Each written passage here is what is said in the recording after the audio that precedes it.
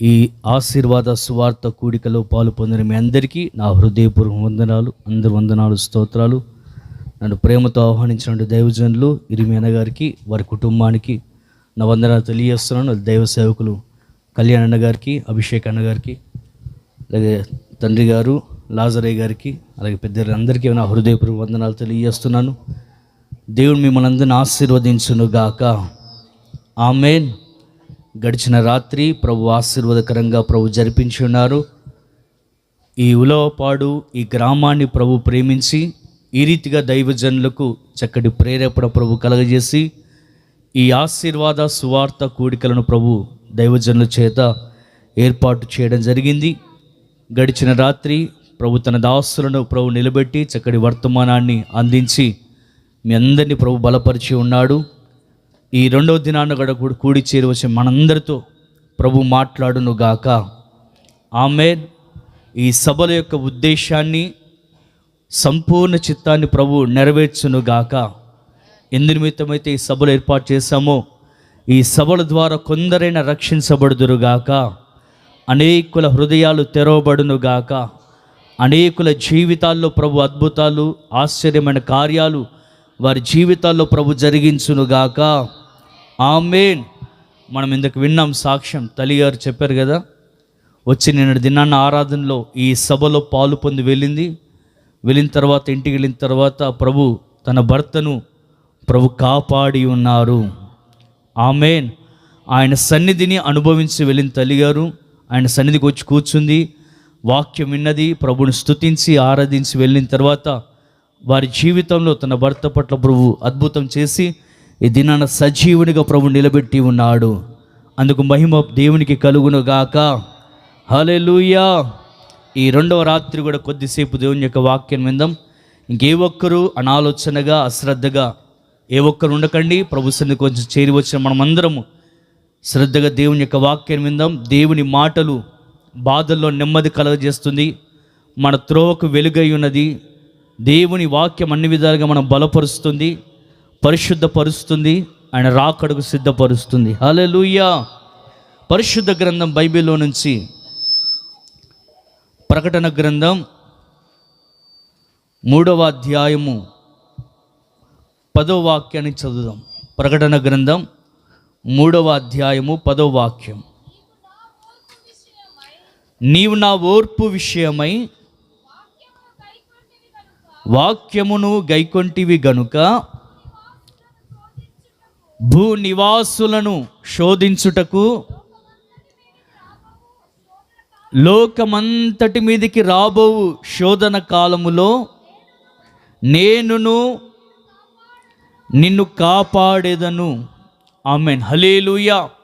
ఇక చదివినటువంటి వాక్య భాగాన్ని గమనించినట్లయితే, నీవు నా ఓర్పు విషయమైన వాక్యమును గైకొంటివి గనుక భూనివాసులను శోధించుటకు లోకమంతటి మీదికి రాబోవు శోధన కాలములో నేనును నిన్ను కాపాడేదను. ఇక్కడ వాగ్దానం చేస్తున్నాడు ప్రభు. రాబోవు శోధన కాలములో నేనును నిన్ను నిన్ను నిన్ను కాపాడేదను.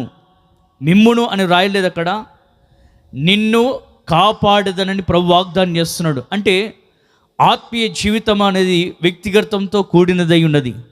కాబట్టి ఇక్కడ స్పష్టంగా రాయబడ్డ మాట ఏంటంటే, భూనివాసులందరి మీదకి శోధన రాబోతుంది. భూమి మీద నివాసం ఉంటున్న వారందరి మీదకి ఒక శోధన రాబోతుంది. అయితే నీవు నా ఓర్పు విషయమైన వాక్యమును గైకొంటివి గనుక రాబో శోధన కాలములో నేనును నిన్ను కాపాడేదను. హల్లెలూయా. ఈ భూమి మీద నివాసం ఉంటున్న వారందరి మీదకి ఒక శోధన రాబోతుంది. అయితే ఆ శోధన కాలములో నేను నిన్ను కాపాడుతాను, నీ కుటుంబాన్ని కాపాడుతాను, నీ పిల్లలను కాపాడుతాను. ఎప్పుడంటే శోధన కాలములో. ఏంటి ఆ శోధన అని మనం గమనిస్తే, లూకాసు సువార్త 21వ అధ్యాయము 10వ వాక్యం గమనిస్తే, లూకాసు సువార్త 21వ అధ్యాయం 10వ వాక్యం చదవండి. మరియు వారితో ఇట్లనెను, జనం మీదికి జనమును, జనం మీదికి జనమును, రాజ్యం మీదికి రాజ్యమును లేచును. అక్కడక్కడ గొప్ప భూకంపములు కలుగును, తెగులును కరువులను తటస్థించును. ఆకాశము నుండి గొప్ప సూచనలను పుట్టును.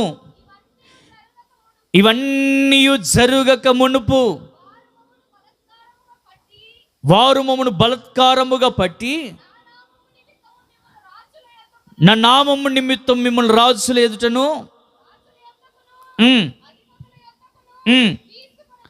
చాలండి. ఇక్కడ మనం చదివినటువంటి వాక్య భాగాన్ని గమనిస్తే, నివాసులను శోధించుటకు లోకమంతటి మీదకి రాబో శోధన కాలములో నేనును నిన్ను కాపాడదని ప్రభు వాగ్దానం చేశాడు.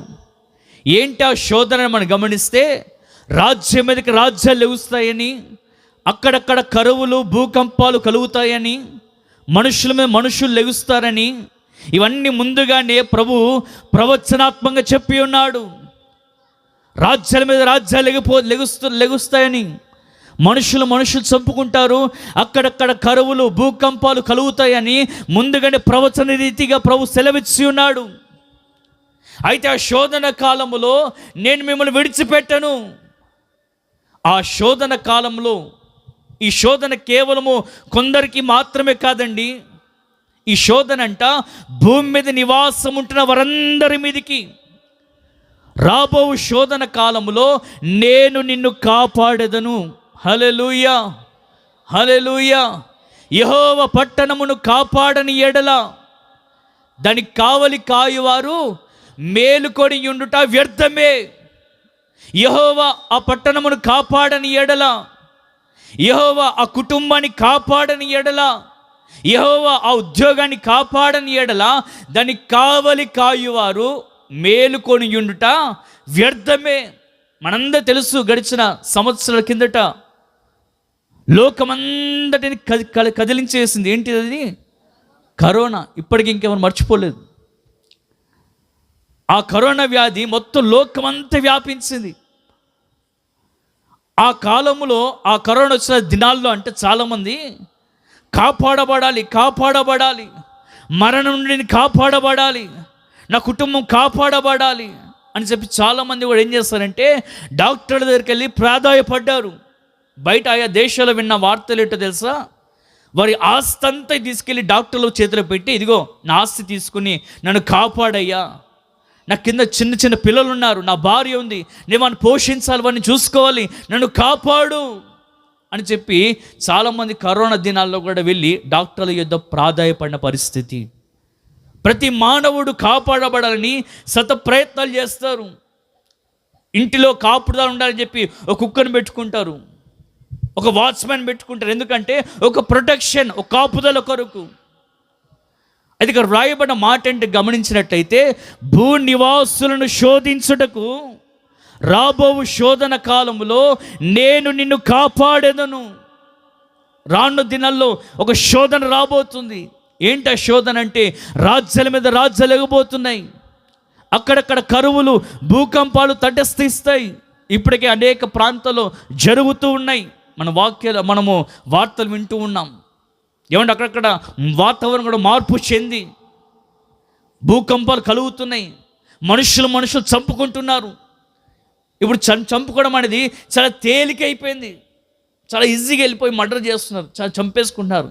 రాయబడిన మాటను చూసినట్లయితే, రాబో శోధన కాలం నేను కాపాడుతాను. హల్లెలూయా. భూమి మీద శోధన రాబోతుంది. ఆ శోధన దినాలంటే ఆయన అంటున్నాడు, నేను నిన్ను కాపాడుతాను. హల్లెలూయా. అయితే ఇంకా మనం అక్కడ చూసినట్లయితే లూకా సువార్తలో 21వ అధ్యాయం 34వ వాక్యం చదవండి. మీ హృదయములను తిండి వలనను మత్తు వలనను ఐహిక విచారము వలనను ఆ దినము అకస్మాత్తుగా మీ మీదికి ఉరి వచ్చినట్టుగా రాకుండాను మీ విషయమై మీరు జాగ్రత్త పడుడి. ఆ దినము భూమి అందంతటా భూమి మీ అందంతట నివసించు వారందరి మీదికి అకస్మాత్తుగా వచ్చును. కాబట్టి అదిగో జరగబోవు శోధన వీటెన్నను తప్పించుకొని మనుష్య కుమారుని ఎదుట నిలువబడుటకు శక్తి గలవారమగునట్లు ఎల్లప్పుడూ ప్రార్థన యందు ఎడతెగకయుండి. నా ప్రియమైన దేవుని బిడ్డలారా, ఇక్కడ రాయబడిన మాట మనం గమనించినట్లయితే, ఇక్కడ రాయబడిన మాట ఏంటంటే, ఆ దినము మీకు సమీపించిన చూచిన కొలది. నా ప్రియమైన దేవుని బిడ్డలారా, ఇక్కడ రాయబడిన మాట ఏమనుందంటే, మనుషుల మీద మనుషుల శోధన వస్తుంది. ఆ శోధన దినాల్లో నేను కాపాడుతున్న వాగ్దానం చేశాడు. అయితే కొందరు ఏమనుకున్నారంటే, ఆయన రాకడం గురించి ఆలస్యం అని ఎంచుకుంటున్నారు. కొందరు ఐహిక విచారములోనే మునిగిపోతూ ఉన్నారు. కొందరు తిండి వలన, మత్తు వలన, ఐహిక విచారములతోనే ఉంటున్నారు. ఇంకా ఏమి తిందుమా, ఏమి త్రాగుదుమా, ఏమి ధరించుకుందామా అనే ఆలోచనలోనే ఉంటున్నారు. జరుగుతున్న ఈ సంభవాలన్నింటినీ చూస్తున్నారు. కానీ ఆయన రాకడ గురించి ఇంకా టైం ఉందిలే, ఆయన రాకడ ఇంకా ఉందిలే, సమయం ఉందిగా అని చెప్పి చాలామంది తిండి వలన, మత్తు వలన, ఐహిక విచారములతో నిండుకొని ఉన్నారు. ఆ దినం అనగా ఏ దినము? ప్రభు యొక్క రాకడ దినము. ఆ దినమంట అకస్మాత్తుగా వస్తుంది. అది ఎవ్వరికి చెప్పి రాదండి. ప్రభు యొక్క రాకడ దినము అది యేసయ్య కూడా ఏ రోజో తెలియదు ఆయనకు, తండ్రికి తప్ప ఎవరికి, యేసు ప్రభు వారు కూడా తెలియదు. కనుక ఆ దినం అక్కడ మరొకసారి చదవమా, 34వ వాక్యము.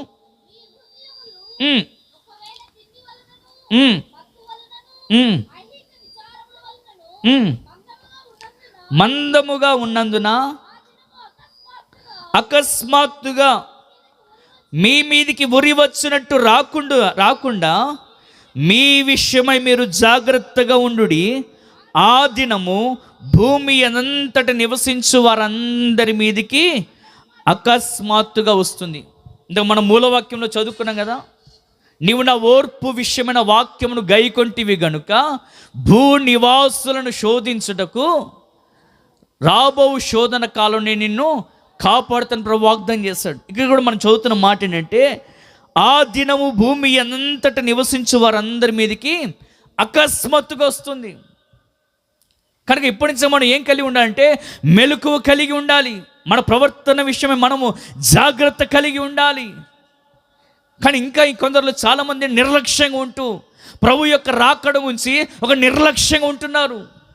చాలామంది అనుకున్నారు, ఎప్పుడో చిన్నప్పటి నుంచి విన్నామ మాట. ఏంటా మాట?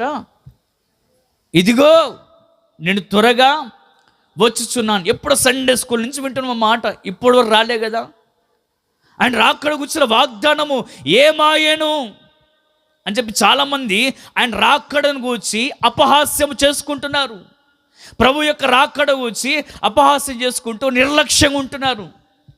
ప్రియులారా, ఒక సంగతి మర్చిపోకుడి. ప్రభు దృష్టికి ఒక దినము 1000 సంవత్సరముల వలెను, 1000 సంవత్సరములు ఒక దినము వలె ఉన్నవి. ఆయన రాకడ గురించి ఆ వాగ్దానము ఏమాయను అని చాలామంది నిర్లక్ష్యంగా ఉంటున్నారు. ఎందుకయ్యా ఆయన ఆలస్యం చేస్తున్నాడు?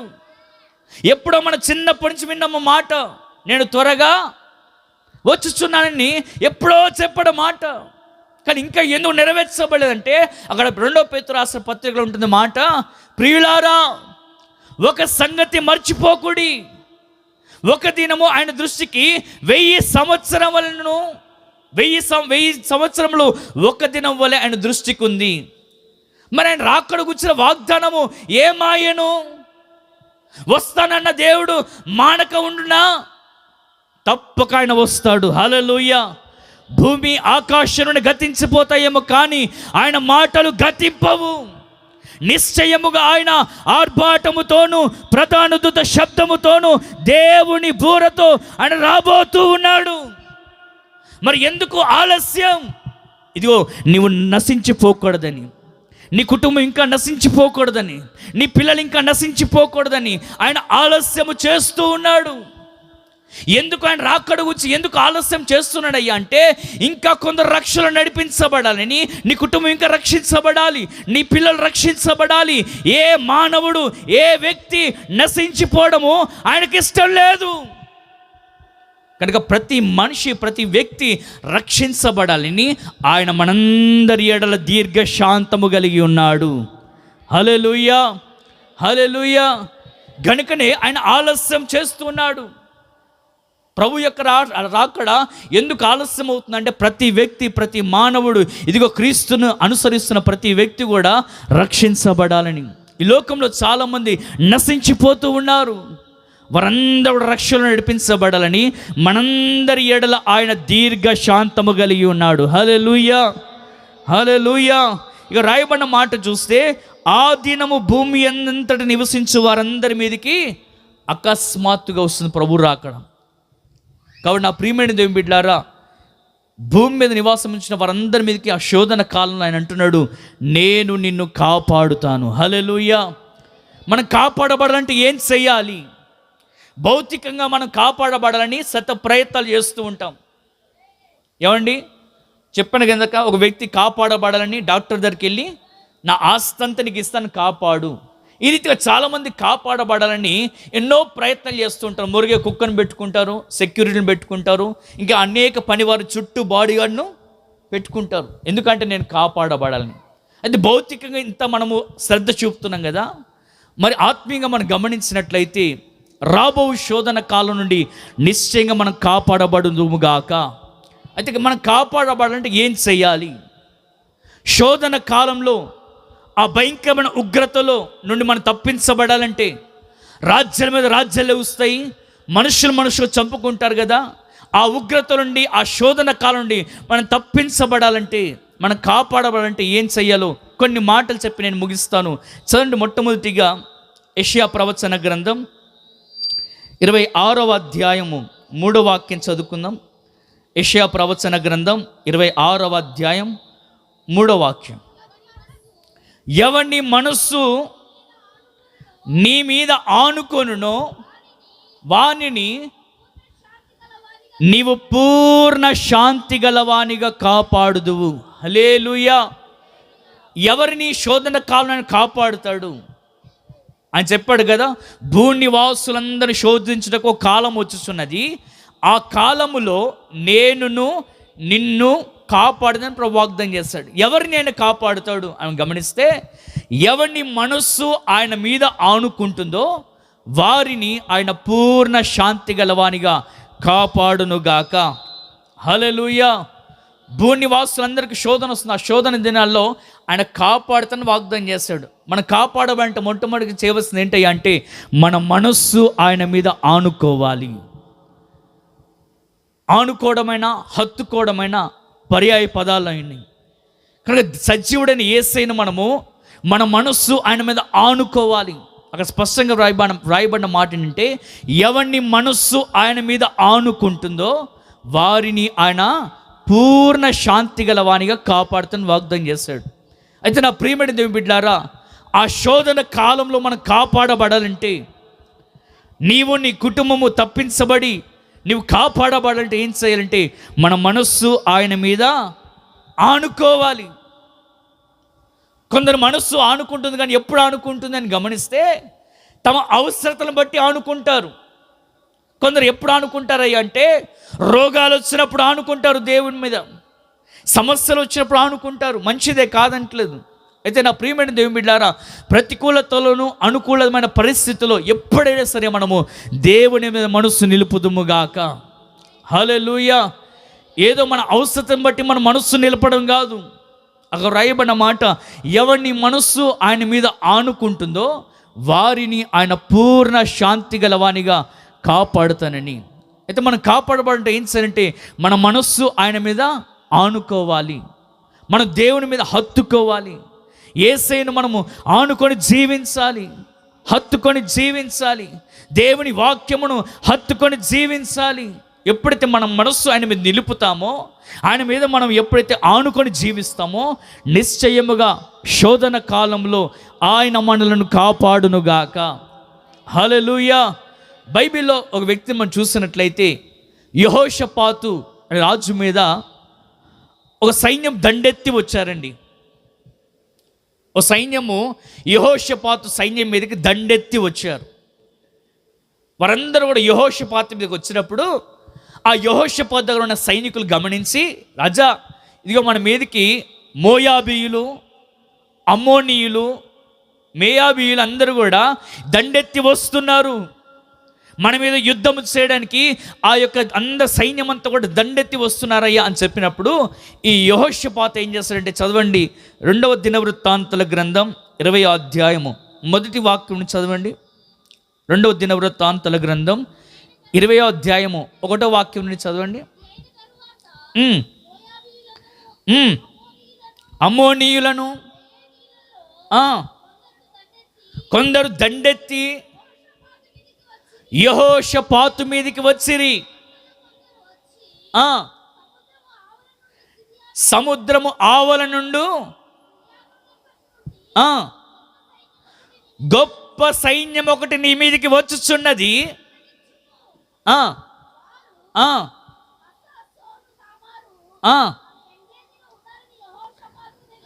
యెహోషాపాతుకు తెలియజేసిరి. అది గమనించండి. అందుకు యెహోషాపాతు భయపడి యెహోవా యొద్ద విచారించుటకు మనస్సు నిలుపుకొని, హల్లెలూయా. నా ప్రియమైన దేవుని బిడ్డలారా, మోయాబీయులు, అమ్మోనీయులు, మేయాబీయులు అందరూ కూడా దండెత్తి యెహోషాపాతు మీదకి వస్తున్నారు.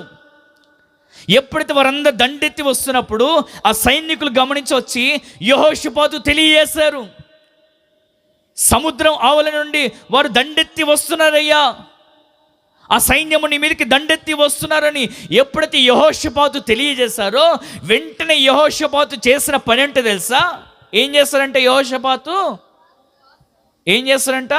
యెహోవా యొద్ద విచారించుటకు మనస్సు నిలుపుకున్నాడు.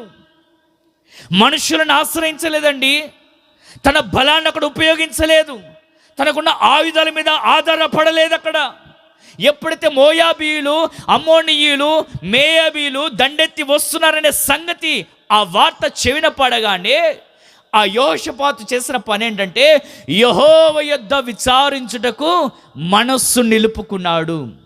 మనస్సు నిలుపుకోవడం మాత్రం కాదండి, అక్కడ ఉపవాస ప్రార్థన చాటించాడు. ఎప్పుడైతే ఉపవాస ప్రార్థన నియమించాడో అప్పుడు ఆ మాటకు, యెహోషాపాతు మాటకు లోబడి ఆ ఇశ్రాయేలు ప్రజలందరూ కూడా ఉపవాసం ఉండి ప్రార్థన చేస్తూ ఉన్నారు. హల్లెలూయా, హల్లెలూయా. ఆ దండుకి భయపడిపోయి ప్రార్థన చేస్తూ ఈ మనస్సు అంట దేవుడి మీద నిలుపుకున్నాడు.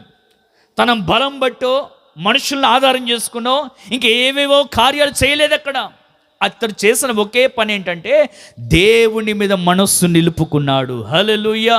ఇప్పుడు దేవుని మీద మనస్సు నిలుపుకొని ప్రార్థన చేస్తున్నాడు. ఏమని ప్రార్థన చేస్తున్నాడంటే, అయ్యా, మాకున్న శక్తి కొంచెమే, వీరితో యుద్ధము చేయటకు మాకు శక్తి చాలదయ్యా, నీవే మాకు దిక్కయ్యా, నీవే మా దిక్కు, మాకు బలము చాలదు, మాకు శక్తి చాలదయ్యా, ఈ గొప్ప సైన్యముతో యుద్ధము చేయడం మాకు శక్తి చాలదు, నీవే మాకు దిక్కు అని ఎప్పుడైతే యెహోషాపాతు ప్రార్థన చేశాడో, వెంటనే ప్రార్థన ఆలకించిన దేవుడు మరలా ఆత్మ దేవుడు గమనించండి. అక్కడ 15వ వాక్యం గమనించండి.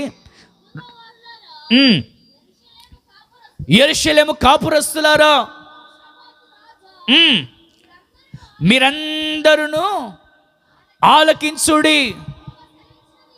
యెహోవా సెలవిచ్చినది ఏమనగా, ఈ గొప్ప సైన్యానికి మీరు భయపడిపోకండి, భయపడకుడి, జడియకుడి. ఈ యుద్ధము మీరు కాదు, దేవుడే జరిగించెను. హల్లెలూయా, హల్లెలూయా. ఈ గొప్ప సైన్యం చూసి మీరు భయపడిపోకండి, జడియకండి. ఈ యుద్ధము మీరు కాదు, ప్రభువైన దేవుడే ఈ యుద్ధము చెయ్యునుగాక. ఆమేన్. నా ప్రియమైన దేవుని బిడ్డలారా, ఈ సభలో కూర్చున్న మీలో కూడా చాలామంది భయము చేత ఉన్నారు, సమస్యల చేత భయంతో ఈ ప్రాంతానికి వచ్చి కూర్చున్నారు. అనేకుల జీవితాల్లో ఏదో ఒక భయము, ఏదో కలవరము ఆ కుటుంబాలు ఏలుబడి చేస్తూ ఉంది. రోగం అనే భయము, అప్పులనే భయము, చెప్పుకోలేని సమస్యలు, నెమ్మది, ఆదరణ, సమాధానం లేక ఎంతోమంది భయముతో బ్రతుకుతూ ఉన్నారు. ఈ యెహోషాపాతు కూడా భయముతో అక్కడ ప్రార్థన చేస్తుండగా దేవుడు దిగివచ్చి అంటాడు, ఇదిగో భయపడకుడి, ఈ గొప్ప సైన్యాన్ని చూసి మీరు జడియకండి, భయపడకండి, ఈ యుద్ధం మీరు కాదు, దేవుడే జరిగించునుగాక. హల్లెలూయా. ఈ రాత్రి మీరు దేన్ని కూడా భయపడిన పని లేదు. ఏ సమస్యను బట్టి నువ్వు కలవరపడని అవసరం లేదు సహోదరుడా. నీ మనస్సు దేవుని మీద నిలపగలిగినట్లయితే, యెహోషాపాతు పక్షాన నిలబడిన దేవుడు ఈ రాత్రి నీ పక్షాన ప్రభు నిలబడునుగాక. నీ కుటుంబ పక్షాన ప్రభు వ్యాజ్యమాడునుగాక. అలా ఎప్పుడైతే వారందరూ కూడా ప్రభు పక్షాన మనస్సు నిలుపుకున్నారో, వారు ప్రార్థన చేస్తూ ఉన్నారో, వారు పాటలు పాడుతూ ప్రభువుని స్తుతిస్తుండగా పాటలు పాడుతూ అక్కడ జరిగే కార్యం ఏంటో తెలుసా? వెంటనే ఆ శత్రులందరూ కూడా హతులైపోయి ఉన్నారు, హతులుగా మార్చబడిపోయినారు. ఆ గొప్ప సైన్యమంతా కూడా వీరు పాడుతుండగా, స్తుతిస్తుండగా, ఆరాధన చేస్తుండగానే దేవుడు వీరి పక్షాలు యుద్ధాలు చేసి వారందరినీ హతులయ్యేటట్టుగా ప్రభు చేసి ఉన్నాడు. ఆమేన్. హల్లెలూయా. ఎలా కాపాడబడ్డారు వీరు అని గమనిస్తే, వీరి మనస్సు ఆయన మీద నిలుపుకున్నారు. యెహోషాపాతు ఏం చేశాడండి? ఆ గొప్ప సైన్యం భయపడిపోయి ఏం చేశాడు? మనుషులు ఆధారం చేసుకోలేదైనా, రథాలను బట్టో బలాన్ని బట్టో ఇంక దేనో ఆధారం చేసుకోలేదు, తన జ్ఞానాన్ని కూడా ఉపయోగించలేదు. అక్కడ అతను చేసింది ఒకటి, మనస్సును దేవుని మీద నిలుపుకున్నాడు. ఈ రాత్రి ఈ సభలో, ఈ ప్రార్థన కూడికలు కూర్చున్న మీలో కూడా మీ మనస్సు దేవుని మీద నిలిపినట్లయితే, యెహోషాపాతును కాపాడిన దేవుడు నిన్ను, నీ కుటుంబాన్ని ప్రభు కాపాడునుగాక. శోధనలో నుండి, శ్రమలో నుండి, ఇబ్బందుల నుండి, రోగముల నుండి, ప్రతి విధమైన సమస్యల నుండి నా దేవుడు తప్పించి నిన్ను కాపాడునుగాక. ఆమేన్. రెండోదిగా మనం గమనించినట్లయితే, నోవాహు దినాల్లో కూడా 120 సంవత్సరాలు నోవాహు దినాల్లో ప్రకటన చేయబడింది సువార్త. ఇప్పుడు మీకు ఎలా బోధించబడుతుందో, ఆ దినాల్లో, నోవాహు దినాల్లో కూడా దేవుని గురించిన మాటలు వారికి ప్రకటన ప్రకటిస్తుండగా ఎవ్వరు దేవుని మాటకు లోబడలేదు, విచ్చలవిడిగా జీవించారండి. దేవునికి వ్యతిరేకమైన కార్యాలు చేసుకుంటూ, అవిధేయత చూపుతూ వారి హృదయాలు ఏమైపోయాయంటే మందంగా మార్చబడ్డాయి. పాపానికి చోటిస్తూ విచ్చలవిడిగా జీవిస్తున్నారు. అయితే నోవాహు దినాల్లో ప్రకటించినా సరే ఆ ప్రకటన కంటే వారందరూ వ్యతిరేకంగా పనిచేస్తున్నారు. అప్పుడు చివరిగా దేవునికే విరక్తి చెందింది. దేవుడి వారిని చూసి, నేను అనవసరంగా నేను సృష్టించాను అని చెప్పి దేవుడే సంతాపం చెందాడంట. ఆది కాండంలో ఉంటుంది ఆ మాట. 6వ అధ్యాయము 6వ వచనం చదవము ఒకసారి. చూడండి, భూమి మీద నరులను చేసినందుకు, ఆ పైన 4వ వాక్యం చదవమ్మా.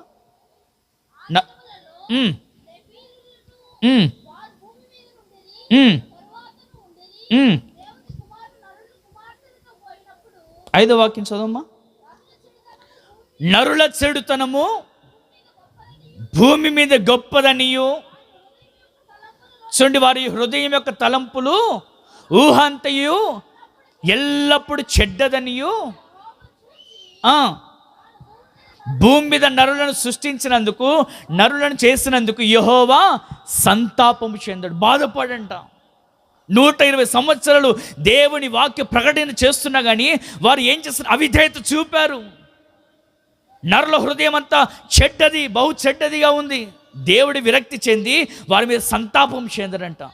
ఇంకా చివరిగా దేవుడు చెప్పిన తర్వాత అక్కడ రాయబడిన మాట, ఆ దినాల్లో నోవాహుని పిలిచి అంటాడు, నోవాహు, వీరందరూ కూడా ఊహంతా గొప్ప చెడ్డదై ఉంది, అయితే నిన్ను మాత్రం నేను కాపాడుతాను. హల్లెలూయా. ఆ దినాలు నోవాహు జీవితాన్ని చూసినట్లయితే నోవాహు ఒక్కడే నీతిమంతుడిగా కనబడ్డాడు దేవునికి. నోవాహు అంట దేవునితో నడిచినవాడు. నోవాహు దేవుని కృప పొందినవాడు కనుక దేవుడు నోవాహు దగ్గరికి అంటాడు, నోవాహు నువ్వు ఒక ఓడను సిద్ధం చేయి అని చెప్పి ఆ 40 దినాలు, మనందరూ తెలిసిన చరిత్ర కదండి, 40 దినాలు రాత్రింబలు ప్రచండమైన వర్షం కురిసింది. అయితే ముందుగా నోవాహుని పిలిచి దేవుడు అంటాడు, నీకు ఇంత కొలతలు ఇస్తున్నాను, ఇంత కొలతలు, ఇంత ఎత్తు, ఇంత పొడవు అని చెప్పి మొత్తం మెజర్మెంట్స్ అన్నీ, కొలతలన్నీ నోవాహుకి ఇచ్చి అంటాడు, ఈ రీతిగా నోవాహుతో చెప్పి ఓడను సిద్ధం చేయమంటాడు. అంటే అప్పటి వరకు ఆ ప్రజలందరికీ ఓడ అంటే ఏంటో కూడా తెలియదు. మనకి ఎప్పుడు వర్షం అంటే ఏ రోజు చూడలేదండి.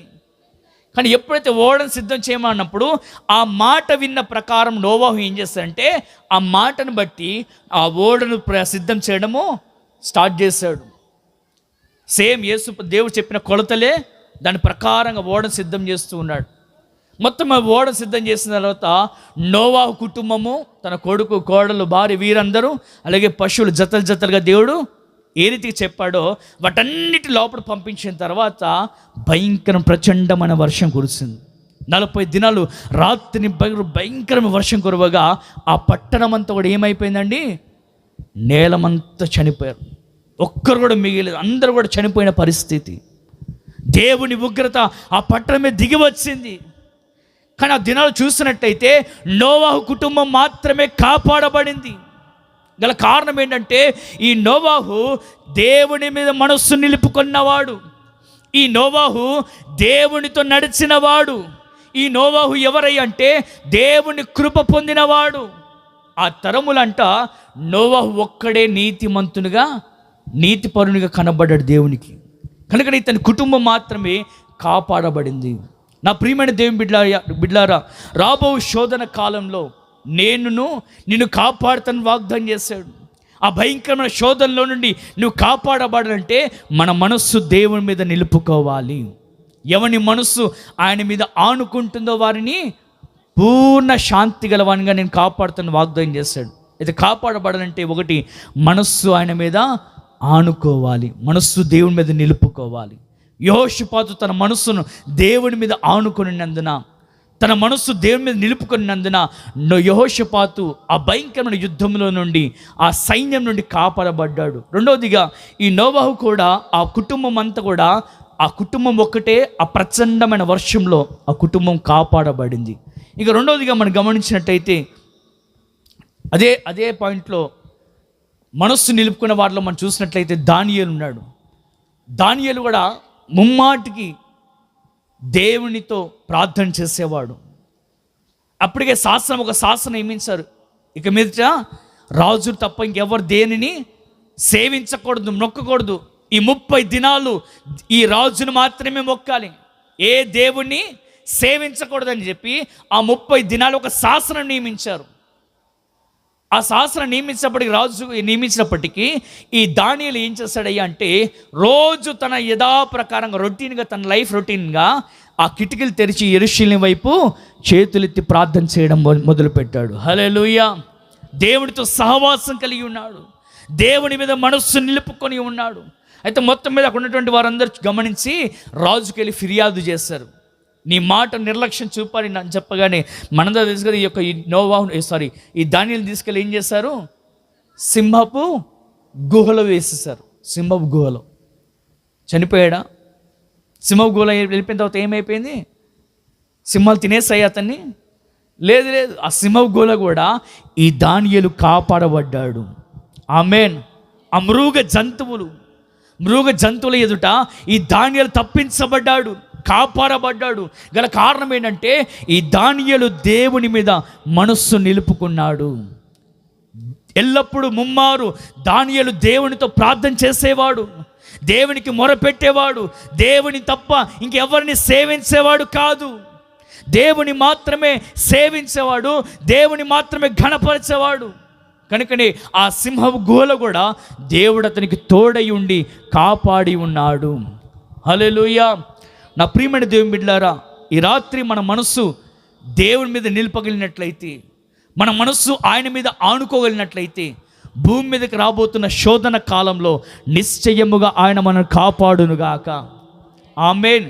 మనస్సు నిలుపుకోవడం అంటే ఏదో మన అవసరం బట్టి కాదు, ఏదో రోమ్ వచ్చినప్పుడు మందిరం రావడం, తర్వాత మానేయడము, క్రిస్మస్ పండుగ వచ్చి ఏదో మొక్కి వెళ్ళిపోవడం, అది కాదు మనస్సు నిలుపుకోవడం.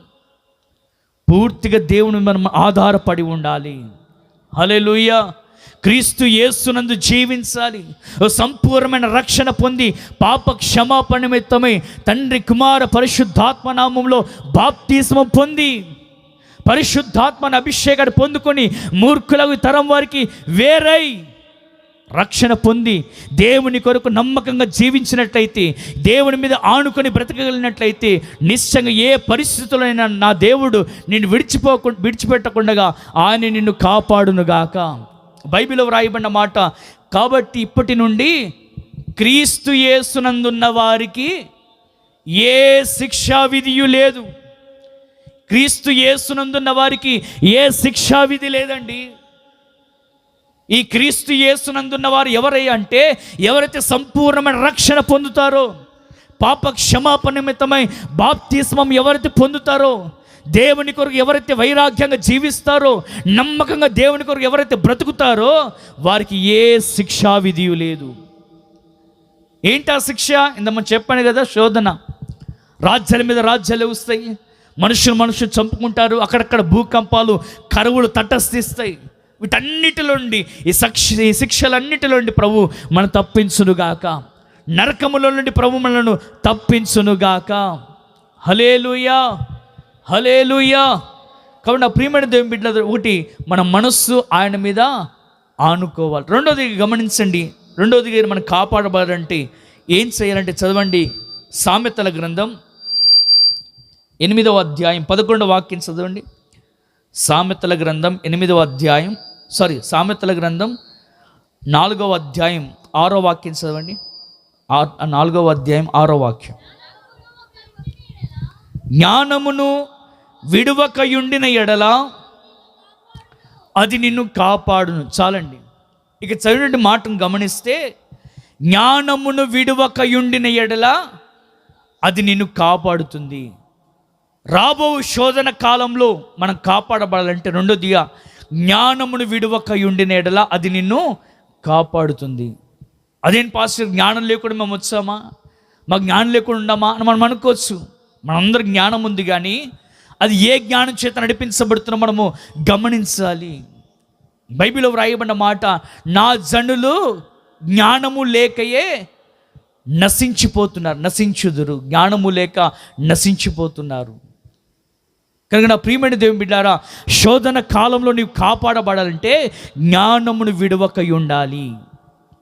ఈ లోకంలో 3 విధాలైన జ్ఞానము ఏలుబడి చేస్తుంది. ఒకటి దైవ జ్ఞానము, రెండోదిగా ప్రకృతి సంబంధమైన జ్ఞానము, మూడోదిగా లోక జ్ఞానం.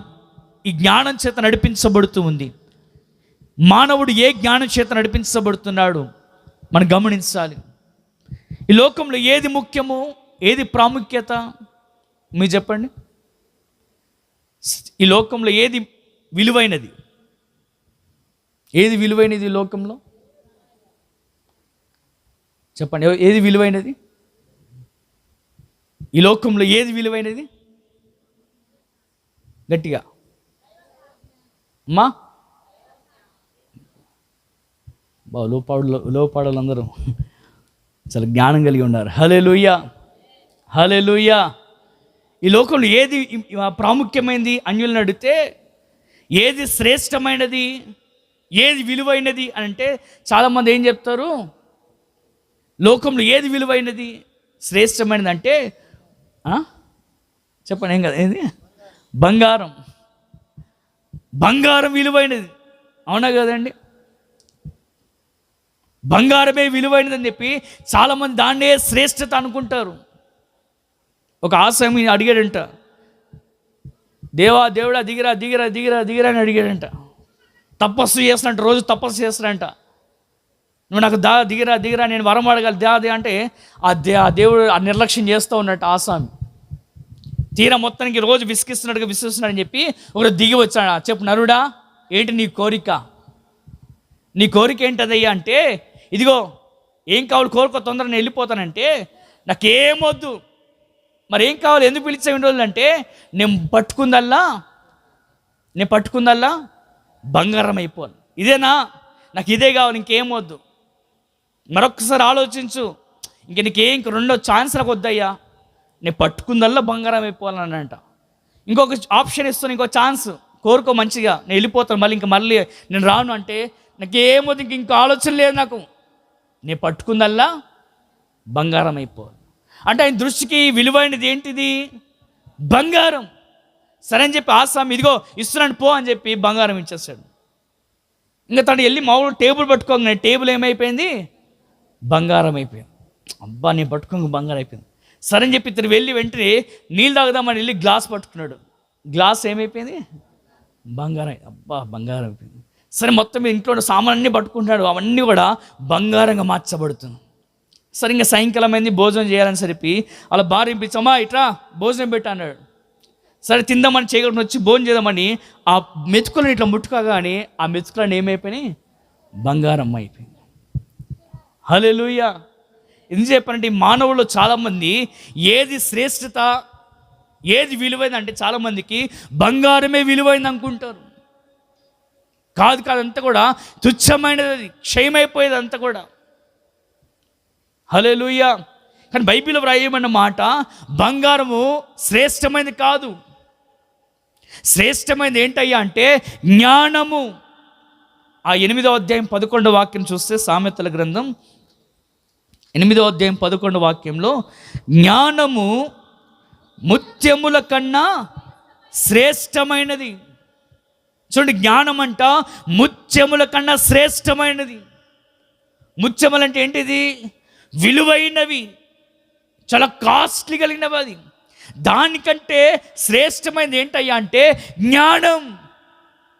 ఈ దినాలు చాలామంది కుటుంబాల్లో అసమాధానం కలగడానికి, అనేకుల కుటుంబాల్లో గొడవలు కలగడానికి, అనేకుల జీవితాల్లో విభేదాలు కలగడం గల కారణం ఏంటయ్యా అంటే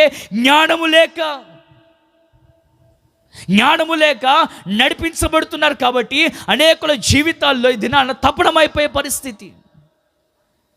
అందుకే బైబిల్లో రాయబడిన మాట ఏంటో తెలుసా? జ్ఞానము ముత్యముల కన్నా శ్రేష్టమైనది.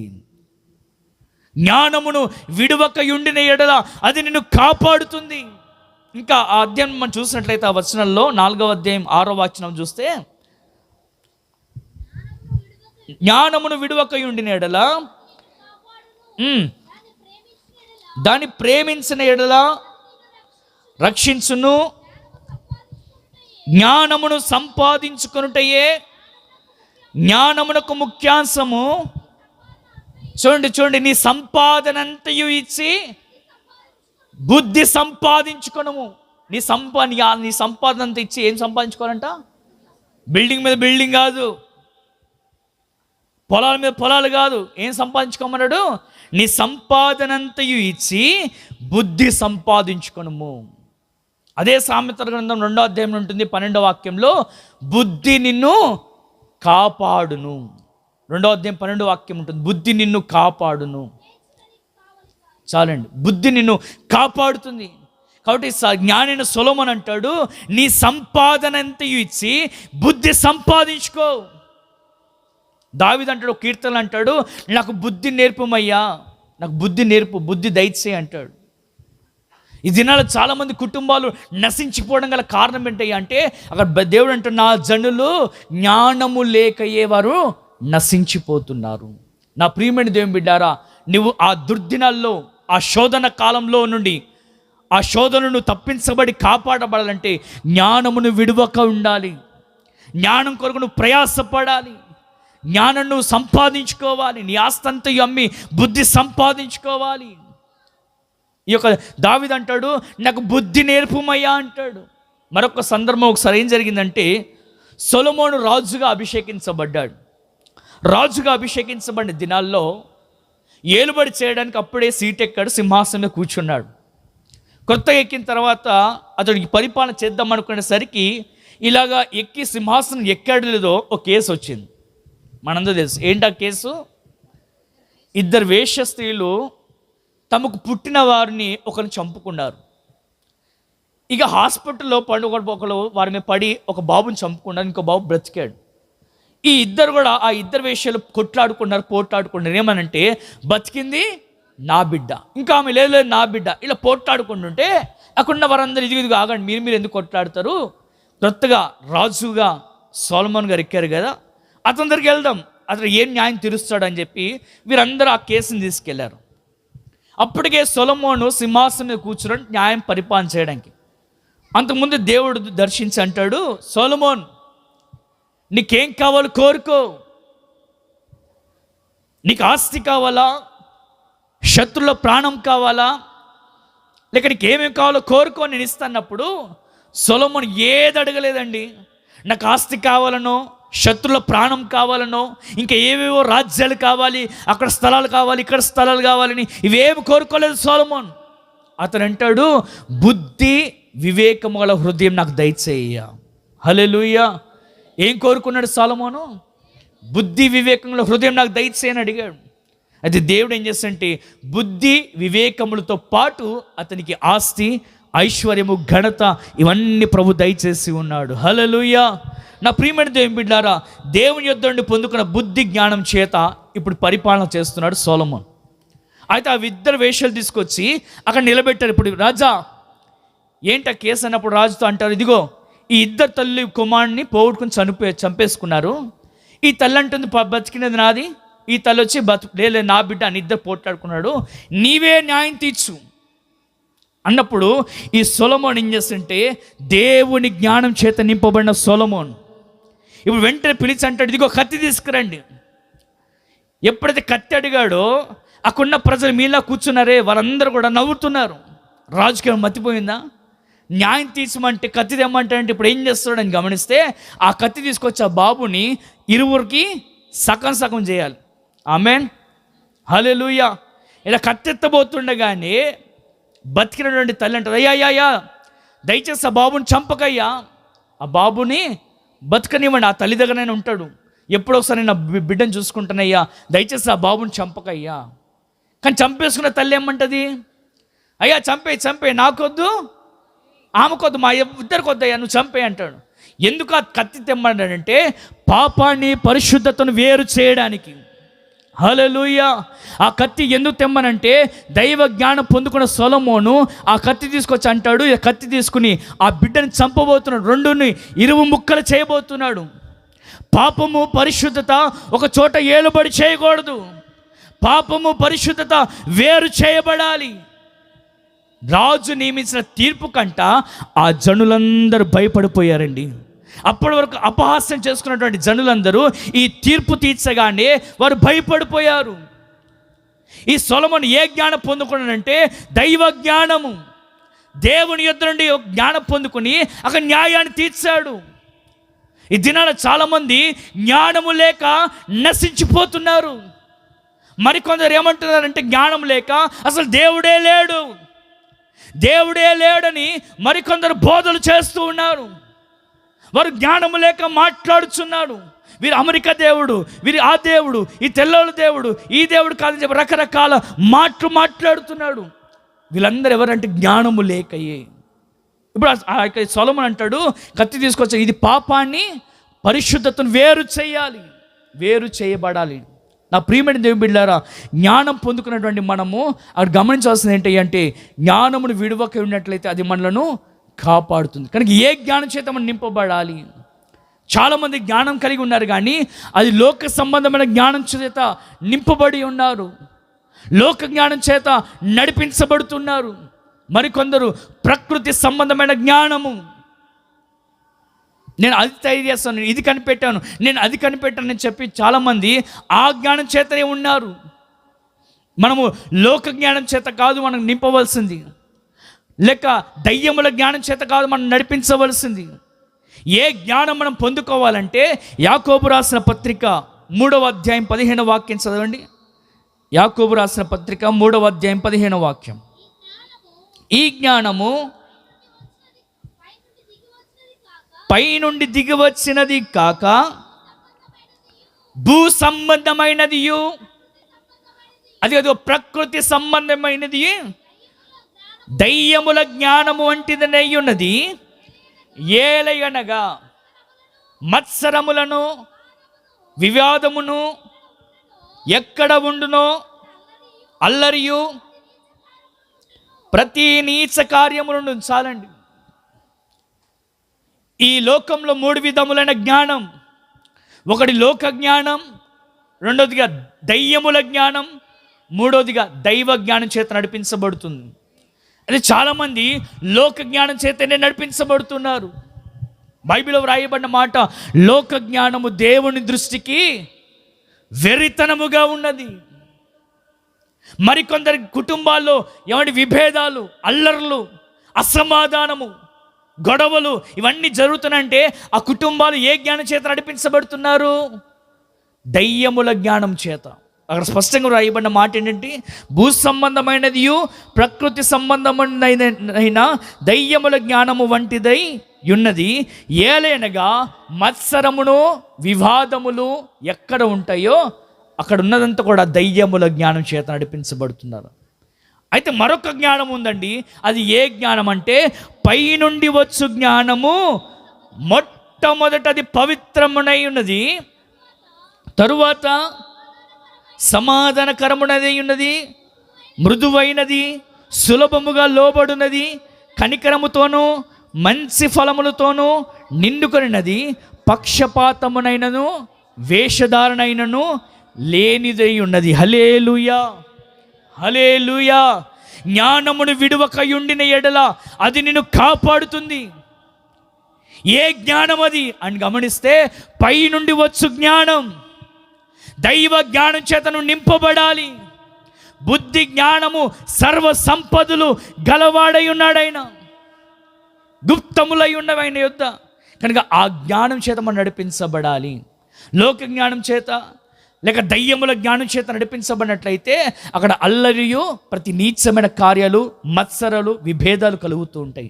కనుక నా ప్రియమైన దేవుని బిడ్డలారా, మన జ్ఞానం పొందుకోవాలి. ఏ జ్ఞానం అంటే, పైనుండి వచ్చు జ్ఞానం చేత నడిపించబడాలి. పైనుండి వచ్చు జ్ఞానం అంట మొట్టమొదటి అది ఎలాంటి జ్ఞానం? అది ఏం చేస్తుంది?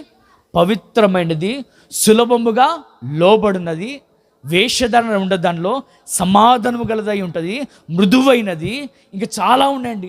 ఆ జ్ఞానం చేత మనము నింపబడుదుము గాక. హల్లెలూయా. అందుకే యాకోబు రాసిన పత్రికలో ఉంటుంది, మీలో ఎవరికైనాను జ్ఞానము కొదువై ఉన్న యెడల అడగాలి ప్రభువుని. ప్రభు సన్నిధిలో మోకరించి అడగాలి. ఈ దినాన్ని అనేక కుటుంబాలు చీలిపోవడానికి, అనేక కుటుంబాల్లో విభేదాలు, అల్లర్లు, అసమాధానం కలగడం గల కారణం ఏంటయ్యా అంటే, దయ్యముల జ్ఞానం చేత కట్టబడుతున్న కుటుంబం. నువ్వు మోకరించి దేవుని యొద్ద జ్ఞానపడినట్లయితే ఆ జ్ఞానం ఏం చేస్తుందంటే సమాధానాన్ని కలగజేస్తుంది. ఆ జ్ఞానము సులభముగా లోబడినది. ఆ జ్ఞానం అంట మృదువైనది, పక్షపాతము లేనిదై ఉన్నది. హల్లెలూయా. అందుకే జ్ఞానైన సొలొమోను అంటాడు, సోమరి చీమల యొద్దకు వెళ్ళు. చీమలు ఎంత, దాని బతుకు ఎంత అండి? చీమ ఎంత ఉంటుంది చెప్పండి ఒకసారి, చూపే నాకు ఒకసారి. చీమ ఎంత ఉంటుంది? చీమ ఎంత ఉంటుంది? ఏం చూడలేదా బ్రదర్స్? ఎవరు చూడలేదా? చీమలు చూడలేదా? మరి చూపేయండి. చీమ ఎంత ఉంటుంది? ఇంతనా? ఇంత. చీమ ఎంత ఉంటుంది? ఇంత. దాంట్లో దాని మెదడు ఎంత ఉంటుంది? ఎంత ఉంటుంది మెదడు? ఇంకా జ్ఞానైన సొలొమోను అంటాడు, సోమరి చీమల యొద్దకు వెళ్ళు. వెళ్ళి ఏం చేయమన్నాడు? దాన్ని నడతను కనిపెట్టి జ్ఞానము తెచ్చుకోవడము. దాని దగ్గరికి వెళ్ళి మనం జ్ఞానం తెచ్చుకునేదండి. 6 అడుగుల మనుషులమైన మనము చీమ దగ్గరికి వెళ్ళి, దాని దగ్గరికి వెళ్ళి జ్ఞానం తెచ్చుకోవడం ఏంటిది అంటే అంటే సొలొమోను అంటాడు, దానికి ఎవరు లేరంటే విచారణకర్త. చీమకు ఎవరు లేరండి? విచారణకర్త లేడు, నడిపించే నాయకుడు లేడు, న్యాయాధిపతి లేదు, ఎవ్వరు లేరు. మరి దాని దగ్గరికి వెళ్ళి మనం జ్ఞానం తెచ్చుకోవడం ఏంటిది? చీమ దగ్గరికి వెళ్ళి మనం జ్ఞానం తెచ్చుకోవడం ఏంటిది అని గమనిస్తే, ఆ చీమంట వేసవిలోని తమ ఆహారమును ఏం చేస్తుంది? ఆహారమును సిద్ధపరచుకుంటుంది, సమకూర్చుకుంటుంది. ఎందుకు? తర్వాత వచ్చేది ఏ కాలము? వేసవి తర్వాత ఏమొస్తుంది మనకి అమ్మా? అప్పుడు ఆహారం ఉంటుంది, దానికి ఉంటుందా? అందుకే దాన్ని ఏం చేస్తుంది? ముందుగానే వేసవి కాలంలోనే ఆహారం మొత్తం కూడా ఏం చేసుకుంటుంది అది. అసలు చీమ యొక్క లైఫ్ ఎంతో తెలుసా? ఎన్ని రోజులు బతుకుతుంది చీమ? దాని లైఫ్ 30 ఎన్ని రోజులు? 3 నెలలు దాని బతుకు. చీమ యొక్క జీవితము, దాని లైఫ్ ఎన్ని రోజులు అంటే 3 months, 3 నెలలు బతుకుతుంది అంటే. దాని తర్వాత దానికి ఎక్స్పైర్డ్ ఇంకా చీమకు. హల్లెలూయా. అది ఎప్పుడు సిద్ధపరచుకుంటుంది ఆహారము అని చూస్తే, చదవమ్మా మాట ఒకసారి. వేసవిలోని ఆహారమును అది కోతకాలమందు ధాన్యమును కూర్చుకోను. అసలు బతికేదే 3 నెలలు. వేసవి కాలం ఎన్ని నెలలు ఉంటుంది మనకు? 3 నెలలు. తర్వాత బ్రతుకుతుంది. మరి ఆహారం సిద్ధపరచుకుంటే దానికి వేస్టే కదా. సొలొమోను అంటాడు, సోమరి చీమల యొద్దకు వెళ్ళి దాని నడతను కనిపెట్టి జ్ఞానం తెచ్చుకోమన్నాడు. ఎందుకయ్యా అంటే దానికి విచారణకర్త లేడు, న్యాయాధిపతి లేడు, ఏమండి అధిపతి లేదు, ఎవ్వరు లేరు. ఒక నడిపించే నాయకుడు లేడు, విచారణకర్త లేడు. కానీ అయినప్పటికీ అవి ఏం చేస్తాయంటే ముందుగానే కాలమును గుర్తెరిగి, కాలమును బట్టి ముందుగానే ఆహారము సిద్ధం చేసుకుంటుంది. నా ప్రియమైన దేవుని బిడ్డారా, ఇదిగో దేవుని వాక్యం మనకు ఒక న్యాయాధిపతి ఉన్నాడు, ఒక సేవకుడు ఉన్నాడు, ఒక సంఘం మనకుంది. కానీ ఇంకా మనలో ఏం లేదు? జ్ఞానము లేదు, ఒక సిద్ధపాటు మనలో లేదు. చీమలు ముందుగానే వేసవి కాలంలో ఆహారాన్ని సిద్ధం చేసుకుంటూ ఉంది. రానున్న కాలంలో ఆహారం మనకు ఎలాగో దొరకదని చెప్పి. అందుకే సొలొమోను అంటాడు, దాని దగ్గరికి వెళ్ళి జ్ఞానం తెచ్చుకోమంటాడు. వాటికి విచారణకర్త లేడు, న్యాయాధిపతి లేడు, ఎవ్వరు లేరు. కానీ అది క్రమక్రమముగా ఏం చేస్తుందంటే వేసవిలోనే ఆహారం సిద్ధం చేసుకుంటుంది కాలాన్ని బట్టి. మరి దినాన మనం బైబిల్లో రాయబడిన మాటలన్నీ వింటూ ఉన్నాం కదా. ప్రతి ఆదివారం దేవుని సన్నిధికి వెళ్తూ వాక్యం వింటూ ఉన్నాం, కానీ మనలో ఒక సిద్ధపాటు లేదు. చీమలు కాలాన్ని బట్టి గుర్తెరిగి నడిపించబడుతున్నాయి. మనకు కూడా సూచనలు ప్రభు నిలబెట్టాడు కదా. నేను వచ్చే ముందు రాజ్యాల మీద రాజ్యాలే వస్తాయి, అక్కడక్కడ కరువులు భూకంపాలు కలుగుతాయని ప్రభు ముందుగానే మనకు తెలియపరిచాడు కదా. కానీ మనలో సిద్ధపాటు ఉందా? లేదు. గల కారణం ఏంటంటే జ్ఞానము లేదు కాబట్టి. అయ్యో నా ప్రజలు, నా జనులు జ్ఞానము లేక నశించిపోతూ ఉన్నారు. ఈ రాత్రి నా ప్రియమైన దేవుని బిడ్డారా, జ్ఞానాన్ని మనం పొందుకొని ఉందము గాక. అది ఏ జ్ఞానం అంటే పైనుండి వచ్చు జ్ఞానము, దైవ జ్ఞానం చేత మనం నింపబడుదుము గాక. హల్లెలూయా. జ్ఞానం కనుక నువ్వు పొందుకున్నట్లయితే బైబిల్లో రాయబడిన మాట, జ్ఞానం వలన ఇల్లు కట్టబడుతుందా ఊడబడుతుందా? జ్ఞానం వల్ల ఇల్లు అది కట్టబడుతుంది, స్థిరపరచబడుతుంది.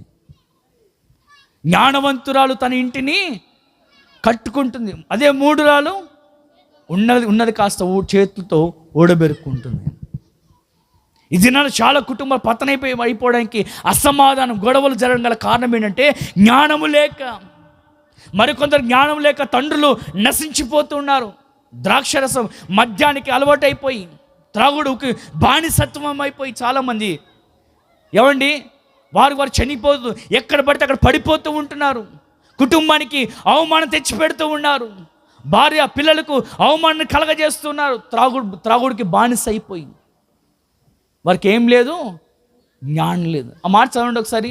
సామెతల గ్రంథం 20వ అధ్యాయం మొదటి వాక్యం చదవండి. సామెతల గ్రంథం 20వ అధ్యాయం మొదటి వాక్యం. అదిగో ద్రాక్షరసము ఏం పాలంట? చెప్పండి, ఏం పాలు? సంతోష పాలు చెయ్యును అనుందా? ఏందట? వెక్కిరింత పాలు చెయ్యును.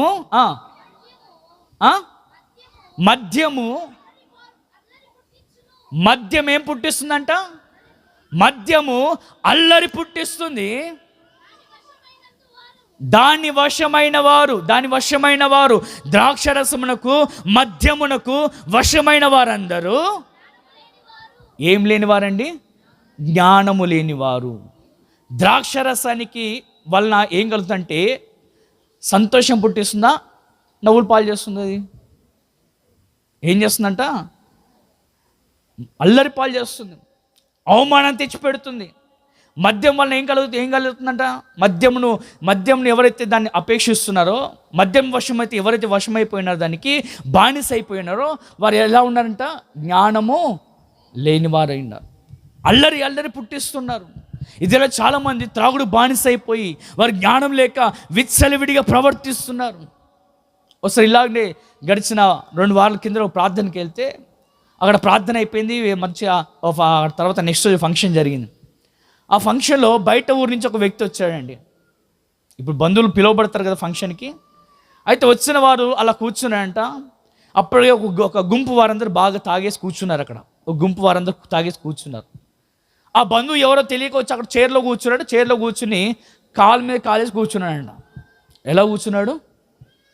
మంచి కాలు మీద కాలేసి కూర్చున్నాడంట. కూర్చోండి త్రాగబోతుందో మంచి తాగి సడన్గా ఆయన వైపు వీళ్ళ దృష్టి మళ్ళింది. రే అడు చూసావా, ఏ ఊరి నుంచి వచ్చి మన ముందు కాలు మీద కాలు కూర్చున్నాడు రా, పదా ఏదో తేలుదామని చెప్పి ఈ 5-6 మంది కలిసి వెళ్ళి ఆ కాలు మీద కాలు కూర్చున్నాడు కదా, భయంకరం కొట్టి తల పగలు కొట్టేశారండి. తీసుకెళ్ళి ఆ ఊరి నుంచి బయట ఊరి నుంచి వచ్చిన బంధువుని ఈ త్రాగిన వారందరూ ఏం చేస్తారంటే అతను బాగా కొట్టి తల పగలు కొట్టేస్తారు. తర్వాత భయంకరమైనటువంటి పరిస్థితి ఏర్పడి పోలీసులు వచ్చి అతను తీసుకుని వెళ్ళిపోయారు. కేసు జరిగింది. మద్యం వశమైపోయిన వారు ఎవరయ్యా అంటే వారు జ్ఞానము లేదు, అపకీర్తి తెచ్చేవారు, అవమానం తెచ్చేవారు, కుటుంబానికి అవమానం తెచ్చేటువంటి వారు, ఈ మద్యానికి అలవాటు పడిన వారు. వారిలో ఏం లేదయ్యా అంటే ఆ మద్యానికి వశమైపోయిన వారిలో ఏం లేదు, జ్ఞానము లేని వారై ఉన్నారు. కానీ బైబిల్ ఏమంటుందంటే జ్ఞానము వలన ఇల్లు కట్టబడుతుంది, అది స్థిరపరచబడుతుంది. ఏ జ్ఞానం చేత నింపబడాలంటే దైవ జ్ఞానం చేత నింపబడాలి. హల్లెలూయా, హల్లెలూయా. ఈ దినాలు చాలామంది కూడా ఈ ప్రకృతి సంబంధమైన లౌకిక సంబంధమైన జ్ఞానం చేత నింపబడి వాళ్ళు విచ్చలవిడిగా జీవిస్తూ నశించిపోతూ ఉంటున్నారు. ఈ కడవరి దినాల్లో ఉంటున్న మనము ఆ యొక్క శోధన కాలం నుండి మనం తప్పించబడాలంటే జ్ఞానమును విడవకై ఉండాలి. మన ఆస్తి అంతయు ఇచ్చి మన సంపాదన అంతయు అమ్మి బుద్ధి సంపాదించుకోవాలి. అది ఏ బుద్ధి అంటే దైవ సంబంధమైన బుద్ధి సంపాదించుకోవాలి. సొలొమోను ఆ బుద్ధి సంపాదించుకున్నాడు. ఆ జ్ఞానం చేత అక్కడ పరిపాలన చేశాడు. జనులందరూ అతను చూసి భయపడిపోయారు. దేవుడు ఆ ప్రాంతంలో సొలొమోన్ని ఘనపరిచి ఉన్నాడు. హల్లెలూయా.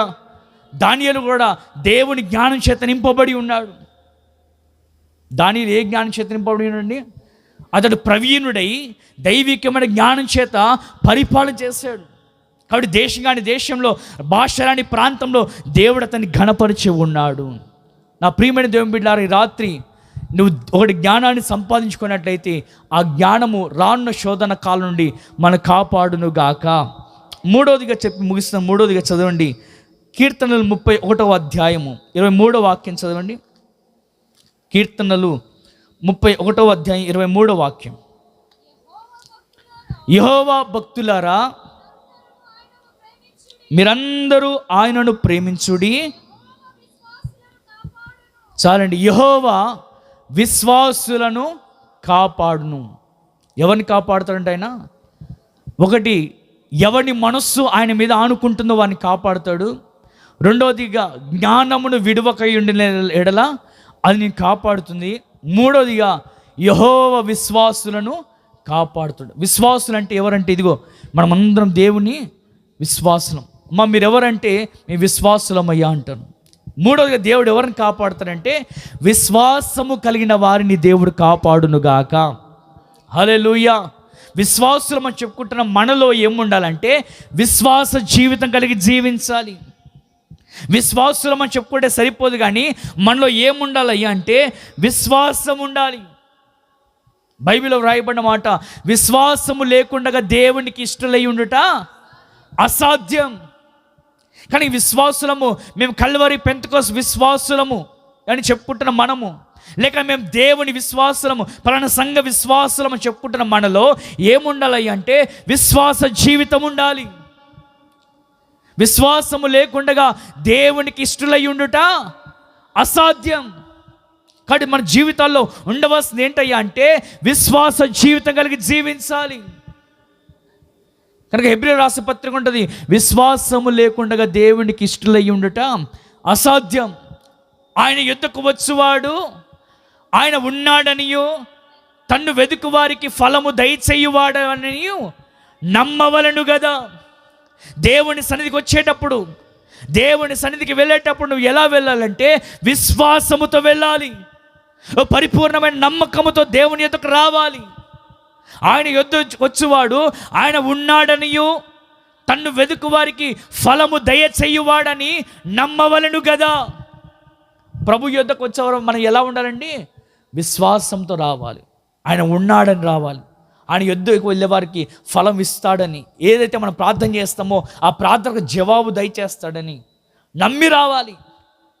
ఏదో ఆచారంగా ఏదో పిలిచారు వెళ్ళాము అన్నట్టుగా మనం రాకూడదు. నువ్వు దేవుని సన్నిధికి వెళ్ళినప్పుడు ఎలా వెళ్ళాలంటే విశ్వాసముతో వెళ్ళాలి. ఆయన ఉన్నాడని రావాలి. తను వెతుకు వారికి ఫలము దయచేస్తాడని, ఆయనకు మొరపెట్టు వారికి ఆయన సమీపంగా ఉండి ఉత్తరము దయచేస్తాడని నమ్మి రావాలి. విశ్వాసము మనలో ఉండాలి. మనం ప్రార్థన చేసేటప్పుడు కూడా ప్రతి అంశం, నీ ఏ అంశమైనా సరే నువ్వు విశ్వాసంతో ప్రార్థన చేయాలి. యేసు ప్రభువారు శిష్యులతో అంటాడు, మీరు దేవుని యందు విశ్వాసం ఉంచుడి.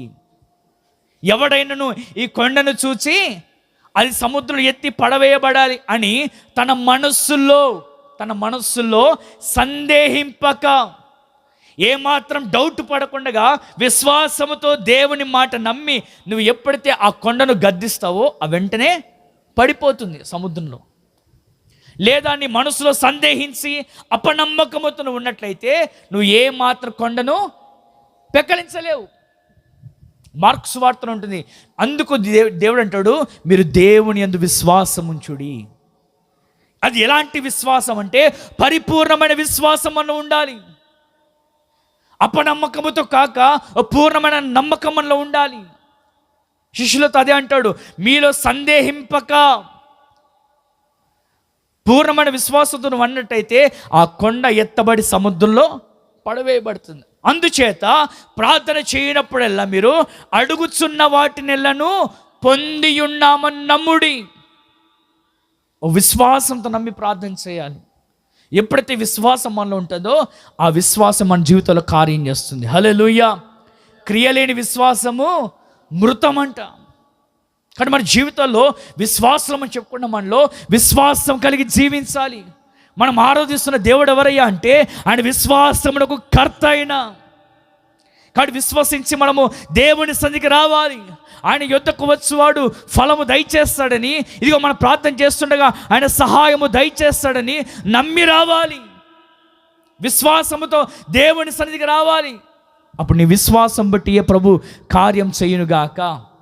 ఓ స్త్రీ 12 సంవత్సరాలుగా రక్తస్రావంతో బాధపడుతుంది. ఆ స్త్రీ కంట ఏమంటే 12 సంవత్సరాలుగా బాధపడుతుంది. ఆమె తిరగని హాస్పిటల్స్ అంటూ లేదు. తమ డబ్బంతా కూడా, ఆమెకున్న డబ్బంతా కూడా వ్యయం చేసేసుకుంది ఆమె. ఇక చివరిగా డబ్బులేమీ లేవు. అన్నీ చెప్పిన వాళ్ళందరూ కూడా పలానా దగ్గరికి వెళ్ళమ్మా, అమ్మ దానికి పలానా దగ్గరికి వెళ్ళు, పలానా హాస్పిటల్కి వెళ్ళమ్మా అని అందరి మాటలు విని అన్ని హాస్పిటల్స్ తిరిగింది. డబ్బంతా అయిపోయింది. చివరిగా మీలాంటి భక్తులు ఎవరో పిలిచి చెప్పారు, అమ్మా యేసు ప్రభువుని విశ్వసించు, ఆయనకు అసాధ్యమైనది ఏదీ లేదు, ఆయనకు సమస్తము సాధ్యము, ఉన్నది లేనట్టుగా లేనిది ఉన్నట్టుగా చేయగల దేవుడైనా నువ్వు నమ్మమ్మా. చనిపోయిన వారిని సైతము ఆయన తిరిగి లేపాడైనా, కుంటి వారికి నడకనిచ్చాడు, గుడ్డి వారికి చూపునిచ్చాడు. ఇలా దేవుడు అనేకమైన అద్భుతాలు సూచక్రియలు చేశాడు అని మీలాంటి భక్తులు ఎవరో ఆ స్త్రీ చెప్పగా వెంటనే ఆమె దేవుని యందు విశ్వాసం ఉంచింది. ఇలాగనే యేసు ప్రభువారు పలానా ప్రాంతంగా వస్తున్నాడు తెలుసుకుని వెంటనే ఆ స్త్రీ ఏం చేసిందంటే వెళ్ళి యేసు ప్రభువారి దగ్గరికి వెళ్ళి ఈమె బాధ అంతా దేవుడితో చెప్పుకోలేదు. ఆమె, అయ్యా నేను 12 సంవత్సరాలు బాధపడుతున్నానయ్యా, అనేకమైన హాస్పిటల్స్ జరిగానయ్యా, నా డబ్బంతా అయిపోయిందయ్యా, ఇది అంతా ఏం చెప్పుకోలేదండి. ఆ స్త్రీ చేసిన పని ఏంటో తెలుసా? వెళ్ళి యేసు ప్రభువారి వస్త్రపు చెంగు ముట్టగానే ఆమెలో ఉన్న బాధ నివారణ కలిగింది. హల్లెలూయా, హల్లెలూయా. ఆమె తక్షణములను వెంటనే విత్ ఇన్ సెకండ్స్లోనేనండి ఆమెలో ఉన్న బాధ విడిచి వెళ్ళిపోయింది. బాధ నివారణ కలిగింది. ఎన్ని సంవత్సరాలు బాధపడుతుంది ఆమె? 12 సంవత్సరాల నుండి అనేకమైన హాస్పిటల్స్ జరిగింది, కానీ ఎక్కడ ఆమె బాగుపడలేదు. ఎక్కడ ఆమె బాధ, ఆమె యొక్క వ్యాధి నయము కాలేదు. ఎక్కడ కూడా డబ్బంతా పోయింది. చివరిగా యేసు దగ్గరకు వచ్చి విశ్వాసంతో వస్త్రపు చెంగు ముట్టగానే ఆమె బాధ నివారణ కలిగింది. ఈ రాత్రి నా ప్రియమైన దేవుని బిడ్డలారా, మీరు విశ్వసించండి. మీ సమస్య ఏదైనా కావచ్చు, ఓ పరిపూర్ణమైన విశ్వాసంతో దేవుని అడగండి. కన్నీళ్లతో ప్రభు సన్నిధిలో ప్రార్థన చేయండి. నీ వ్యక్తిగత సమస్య కావచ్చు, నీ కుటుంబ సమస్య కావచ్చు, నీ పిల్లల సమస్య కావచ్చు, నీ ఉద్యోగం, నీ వ్యాపారం, నీ పనులు కావచ్చు, లేక నీ భర్తే కావచ్చు, ఏ సమస్యనైనా ప్రభు సన్నిధిలో విశ్వాసంతో ప్రార్థన చేయండి. నిశ్చయంగా ఈ రాత్రి విశ్వాసంలో కర్త అయిన యేసయ్య నీ జీవితంలో కార్యము చెయ్యనుగాక. ఆమేన్, హల్లెలూయా. ఒక బాబుని తీసుకొచ్చాడు తండ్రి. బాల్యము నుండి ఆయన ఏమండి మూగ దయ్యం చేత బాధపడుతున్నాడు. చిన్నప్పటి నుంచి ఆ వ్యాధి చేత బాధపడుతున్నాడు. యేసు ప్రభువారు కొంచెం కొండ మీద ప్రార్థన చేసుకుంటున్న కింద శిష్యులందరూ కూడా యేసు ప్రభువారి దగ్గర ఉన్నారు. ఆ తండ్రి ఆ కుమారుని తీసుకొచ్చి శిష్యుల దగ్గరకు వచ్చి, అయ్యా నా కుమారుడు చిన్నప్పటి నుంచి బాల్యం నుండి ఇలాగా మూర్ఛ వ్యాధితో బాధపడుతున్నాడు, మూగ దయ్యం చేత బాధపడుతున్నాడు అయ్యా. అతడు మూర్ఛిల్లినప్పుడల్లా నీళ్ళలోనూ నిప్పుల్లో పడిపోతున్నాడయ్యా అని చెప్తున్నప్పుడు ఇంకా శిష్యులందరూ ప్రార్థన చేశాడు. కానీ ఆ బాధ పోయిందా? అతనికి విడుదల కలిగిందా? శిష్యులు ప్రార్థన చేయగా విడుదల కలగలేదు. యేసు ప్రభువు ప్రార్థన ముగించిన కొండ దిగగానే మరలా ఆ తండ్రి వచ్చి ఏం జరుగుతుంది ఇక్కడ, ఏం సంభాషణ అంటే, అప్పుడు తండ్రి యేసు ప్రభువుతో చెప్పాడు, అయ్యా నా కుమారుడు బాల్యము నుండి వ్యాధి చేత బాధపడుతున్నాడు. అతను మూర్ఛల్లో వ్యాధి వచ్చినప్పుడల్లా నిప్పులో నీళ్ళలో పడిపోతున్నాడు. బాల్యం నుండి వ్యాధి కలుగుతుందయ్యా, నీ శిష్యులకు చెప్పాను కానీ వారు ఏమీ చేయలేకపోయారు. అప్పుడు యేసు ప్రభువు అంటాడు, విశ్వాసము లేని మూర్ఖతరములారా, విశ్వాసము లేని వారా, నేను ఎంతకాలం మీతో ఉండాలి అని చెప్పి తండ్రితో అంటాడు. ఇదిగో సరే మంచిది, నీవు నమ్మినట్లయితే, హల్లెలూయా, నీవు నమ్మినట్లయితే దేవుని మహిమ నువ్వు చూస్తావు, హల్లెలూయా. అప్పుడు తండ్రి, అయ్యా నాకు అపనమ్మకం కలగకుండా చెయ్యయ్యా, అపనమ్మకం అనేది అవిశ్వాసం అనేది నాలో చోటు చేసుకుండా నాకు సహాయం చెయ్యయ్యా అని చెప్పి వెంటనే యేసు ప్రభువు ఆ కుమారుని ముట్టగానే ఆ పిల్లోడు కింద పడి విలవిలలాడి అతను విడిచి పారిపోయింది. చప్పలు కొడుతూ దేవుని మహిమపడతాం. హల్లెలూయా, హల్లెలూయా. యేసు ప్రభువు వెంటనే ఆ బిడ్డను గద్దించగానే అతనున్న వ్యాధి విడిచి పారిపోయింది. నా ప్రియమైన దేవుని బిడ్డలారా, దేవుడి సన్నిధికి వస్తున్న మీరు ఆయన ఉన్నాడనియు తన్ను వెతుకు వారికి ఫలము దయచేస్తాడని నమ్మి రావాలి, విశ్వాసముతో రావాలి. నీలో విశ్వాసం లేకపోతే దేవుడు కార్యము చెయ్యడు. ఒక స్పష్టంగా రాయబడిన మాట చదువుతారు ఒకసారి, చివరిగా చెప్పి ముగిస్తాను. నమ్ముట నీ వలనైతే, అది నమ్ముట నమ్మువానికి సమస్తము సాధ్యం. అయితే మత్తయి సువార్త 13వ అధ్యాయం 58లో చూస్తే, మత్తయి సువార్త 13వ అధ్యాయం 58వ వాక్యం చూడండి. చూడండి, వారి అవిశ్వాసమును బట్టి ఆయన అక్కడ అనేకమైన అద్భుతములు చేశాడు అనందా? చెయ్యలేదు. ఎందుకు చేయలేదు? ఎందుకు చేయలేడమ్మా? వారి అవిశ్వాసమును బట్టి. అందుచేత అక్కడ వారికి అవిశ్వాసం బట్టి ఆయన అనేకమైన అద్భుత కార్యములను చేయలేడు. ఈ దిన చాలా మంది, అయ్యా మేము ప్రార్థనకి వెళ్తూ ఉంటామయ్యా, ప్రతి ఆదివారం మందిరంకి వెళ్తాం, కానీ నా జీవితంలో కార్యం చేయట్లేదు, నా పిల్లల జీవితం కార్యం చేయట్లేదు అని చెప్పి చాలామంది చెప్తూ ఉంటారు. గల కారణం ఏంటయ్యా అంటే వారు మీలో ఏం లేదు, విశ్వాసం లేదు. అందుకే స్పష్టంగా అంటాడు, వారిలో అవిశ్వాసమును బట్టి అనేకమైన అద్భుతములు ఆయన అక్కడ చేయలేదు. ఈ రాత్రి మనలో ఉండవలసింది ఓ పరిపూర్ణమైన విశ్వాసం. చూడండి, ఆ స్త్రీకి ఎవరైతే చెప్పారో వెళ్ళి ఈమె బాధ అంతా చెప్పగలదు. ఆ మాటలను ఆ స్త్రీ నమ్మి వస్త్రపు చెంగు ముట్టినంతే. ఆయనలో ఉన్న ప్రభావము, ఆయనలో ఉన్న శక్తి వెంటనే ఆమె తాకి ఆమె బాధ నివారణ కలిగింది. ఈ రాత్రి మనం కూడా అలాంటి విశ్వాసం కలిగి ఉందముగాక. శతాధిపతి అనే దాసుడి దగ్గర ఒక చిన్న దాసుడు ఉన్నాడు. అతడు కొద్ది కాలంగా పడకలోనే ఉంటున్నాడు వ్యాధి చేత. ఆ శతాధిపతి కూడా యేసు ప్రభువారి గురించి విని వచ్చి యేసు ప్రభువారితో చెప్తున్నాడు, అయ్యా నా దగ్గర అనేక మంది పనివారు ఉన్నారు, ఒక రమ్మంటే వస్తాడు, ఒకడు పొమ్మంటే పోతాడు, ఒకడు కూర్చోమంటే కూర్చుంటాడు, ఒకడు లేమంటే నిలబడతాడు, అంతమంది పనివారు ఉన్నారయ్యా. అయితే నా దగ్గర ఒక దాసుడు ఉన్నాడు, అతను కొద్ది కాలంగా పడకలోనే ఉంటున్నాడు, బలహీనంగా, అనారోగ్యం చేత ఆయన బలహీనంగా పడకలో ఉంటున్నాడు అయ్యా అని చెప్పినప్పుడు వెంటనే యేసయ్య అంటాడు, పద నేను ఇంటికి వస్తాను పద అని యేసయ్య అంటే ఆ శతాధిపతి ఏమన్నాడు తెలుసా? అయ్యా బోధకుడా, నీవు నా ఇంటికి రావడానికి నేను అర్హుడని కాదయ్యా, నీవు మాట మాత్రము సెలవి. నువ్వు నిలబడి మాట మాత్రం సెలవేయ్యా, ఇంటి దగ్గర ఉన్న దాసుడు అతడు స్వస్థత పొందుతాడు. నువ్వు మాట మాత్రం సెలవేయ. చూసా ఎంత నమ్మకము. అప్పుడు యేసయ్య అంటాడు, ఇంతటి విశ్వాసము నేను ఇశ్రాయేలీలో కూడా నేను చూడలేదు. హల్లెలూయా. ఇంతటి విశ్వాసం నేను ఇశ్రాయేలీలో చూడలేదు. అంటే అతను ఎవరు? ఒక అన్యుడైన, ఒక అన్యుడికి అంత విశ్వాసం ఉంటే మరి క్రీస్తుని ఆరాధిస్తున్న మనము, దేవుని సన్నిధికి వెళ్తున్న మనము, వాక్యం వింటున్న మనము ఇంకెంత విశ్వాసం ఉండాలి? బైబిల్లో వ్రాయబడిన మాట, ఆవగింజంత విశ్వాసం మన ఉన్నట్లయితే ఎంతటి కార్యములను మనం చేయగలుగుతాము. హల్లెలూయా. యేసయ్య అంటాడు, మీరు నాకంటే గొప్ప కార్యములను చేస్తారు. మీరు నాకంటే గొప్ప కార్యాలు చేయగలుగుతారని ప్రభు సెలవు ఇచ్చాడు. అయితే మనలో ఉండవలసింది ఏంటంటే విశ్వాసం. చూడండి, ఆ శతాధిపతి అంటాడు, అయ్యా నువ్వు నా ఇంటికి రావడం నేను యోగ్యుని కాదయ్యా, నువ్వు మాట మాత్రం సెలవి అయ్యా, ఇంటి దగ్గర నా దాసు స్వస్థ పొందుతాడు అని ఎప్పుడైతే యేసయ్య అక్కడ నిలబడి మాట విడుదల చేశాడో, తన వాక్కును ఎప్పుడైతే యేసయ్య పంపాడో, ఇంటి దగ్గర ఉన్న దాసుడు ఇదిగో లేచి నిలబడి, దిగ్గున లేచి నిలబడి తన పనులు తాను చేస్తున్నట్టుగా ప్రభు సహాయం చేసి ఉన్నాడు. హల్లెలూయా, హల్లెలూయా. నువ్వు ఇక్కడ విశ్వాసంతో నువ్వు మాట విన్నట్లయితే, ఈ వాక్కు ఇదిగో నీ ఇంటి దగ్గర కావచ్చు, నీ ఊర్లో కావచ్చు, ఎవరైతే బలహీనంగా ఉంటున్నారో నువ్వు మాట విన్న ప్రకారముగా, వినుట వలన విశ్వాసము కలుగును అనే వాగ్దానం బట్టి నీ కుటుంబంలో ప్రభు కార్యము చెయ్యునుగాక. హల్లెలూయా. భూనివాసులందరి మీదకి ఒక శోధన రాబోతుంది.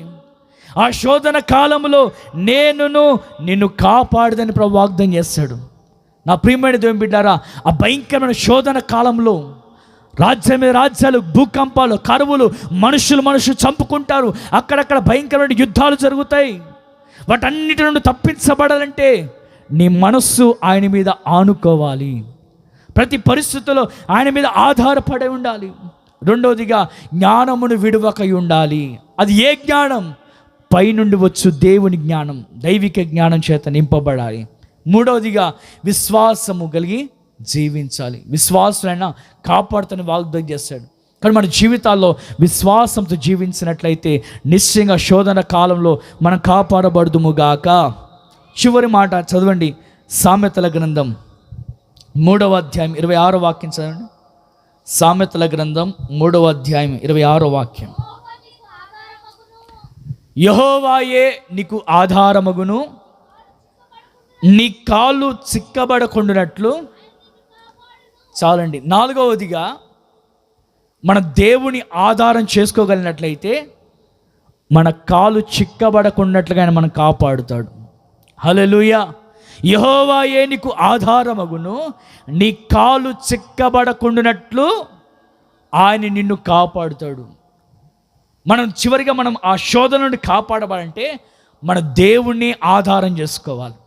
ఎవరిని ఆధారం చేసుకోవాలి? ఆధార్ కార్డుని కాదు. ఎవరిని ఆధారం చేసుకోవాలి? దేవుని ఆధారం చేసుకుని బ్రతకాలి. హల్లెలూయా. మనుషులను ఆధారం చేసుకోకూడదు. ఏదైనా సమస్య రాగానే చాలామంది మనుషులను ఆశ్రయిస్తారు, మనుషులను ఆధారం చేసుకుంటారు. పలానా వ్యక్తి ఉంది, పలానా సిస్టర్ ఉంది, పలానా బ్రదర్ ఉన్నాడు కదా అని మనుషులను ఆధారం చేసుకుంటారు. కాదు, ఇక్కడ రాయబడిన మాట, యెహోవాయే నీకు ఆధారమగును. ఆయనే కనుక మనం ఆధారమైనప్పుడు ఆయన మన కాలు చిక్కబడకున్నట్లుగా మన కాపాడుతాడు. దావీదు కూడా పలుమార్లు పాపం చేసి ఆయన అంటాడు, ఇదిగో నేను పాపము చేసి నేను గుంటలో పడిపోయి ఉన్నాను, ఆయనే నన్ను లేపి బండ మీద స్థిరపరిచి ఉన్నాడు. హల్లెలూయా. పాపపు ఊపిలో నుండి ఆయన లేవనెత్తి ఉన్నాడు. లేవనెత్తినటువంటి దేవుడు క్రీస్తు అనే బండ మీద నిలిపి ఆయన స్థిరపరిచి ఉన్నాడు. ఈ దినాన్ని దేవుని ఆధారం చేసుకోగలిగినట్లయితే, మనుషులను ఆధారం చేసుకొనక, మనుషులను నమ్ముకొనుట కంటే, రాజులను నమ్ముకొనుట కంటే యెహోవాను ఆశ్రయించుట మేలు. కానీ ప్రతి పరిస్థితుల్లో నీకు ఏ సమస్య వచ్చినా, ఇబ్బందులు వచ్చినా, ఇరుకులు వచ్చినా దేవుడే మన ఆధారమై ఉండాలి. ఆయనే మన దిక్కై ఉండాలి. ఆయన సర్వ శక్తిమంతుడై ఉన్నాడు. దేవునికి అసాధ్యమైనది ఏది ఉండదండి. ప్రభువుకి సమస్తము సాధ్యము. కానీ ప్రతి పరిస్థితుల్లో నువ్వు దేవుని ఆధారం చేసుకో, మనుషులను ఆధారం చేసుకోకుండా దేవుని మీద నువ్వు నమ్ముకున్నట్లయితే బైబిల్లో రాయబడిన మాట, యెహోవాను ఆశ్రయించువాడు ధన్యుడు. యెహోవాను నమ్ముకునివాడు ధన్యుడు.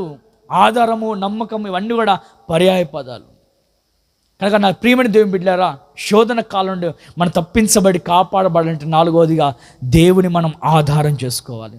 శరీరాలను కాదు మనం ఆధారం చేసుకునేది.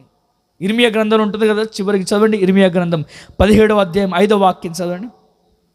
ఇర్మియా గ్రంథం 17వ అధ్యాయం 5వ వాక్యం. యెహోవా ఇలాగు సెలవిచ్చున్నాడు, నరులను చూడండి, నరులను ఆశ్రయించి ఎవరిని చెప్పాలి? ఎవరిని? శరీరులను తనకు ఆధారముగా చేసుకొనుచు హృదయములను యెహోవా మీద నుండి తొలగించుకొని వాడు శాపగ్రస్తుడు. శరీరులను ఎవరైతే ఆధారం చేసుకుంటారో, మనుషులను ఎవరైతే ఆధారం చేసుకుంటారో, కొందరంటే శరీరాలను ఆధారం చేసుకుని యెహోవా మీద నుండి మనసును తొలగించుకుంటున్నారు, మనసు తిప్పుకుంటున్నారు, హృదయాన్ని తొలగించుకుని. కింద చదవమ్మా 7వ వాక్యం. 7వ వాక్యం. యెహోవాను నమ్ముకొనివాడు ధన్యుడు. హల్లెలూయా. యెహోవాను నమ్ముకొనివాడు ధన్యుడు. యెహోవానికి ఎలా ఉంటాడయ్యా అంటే ఆశ్రయముగా ఉంటాడు. నమ్ముకున్న వ్యక్తి, నమ్ముకున్న కుటుంబము, దేవుని ఆధారం చేసుకున్న వారు ఎలా ఉంటారంటే, చదవమ్మా, వా కుటుంబాలు కావచ్చు, ఆ వ్యక్తి కావచ్చు, ఎలా ఉంటారంటే జలముల యొద్ద నాటబడిన చెట్టు వలె ఉంటారు.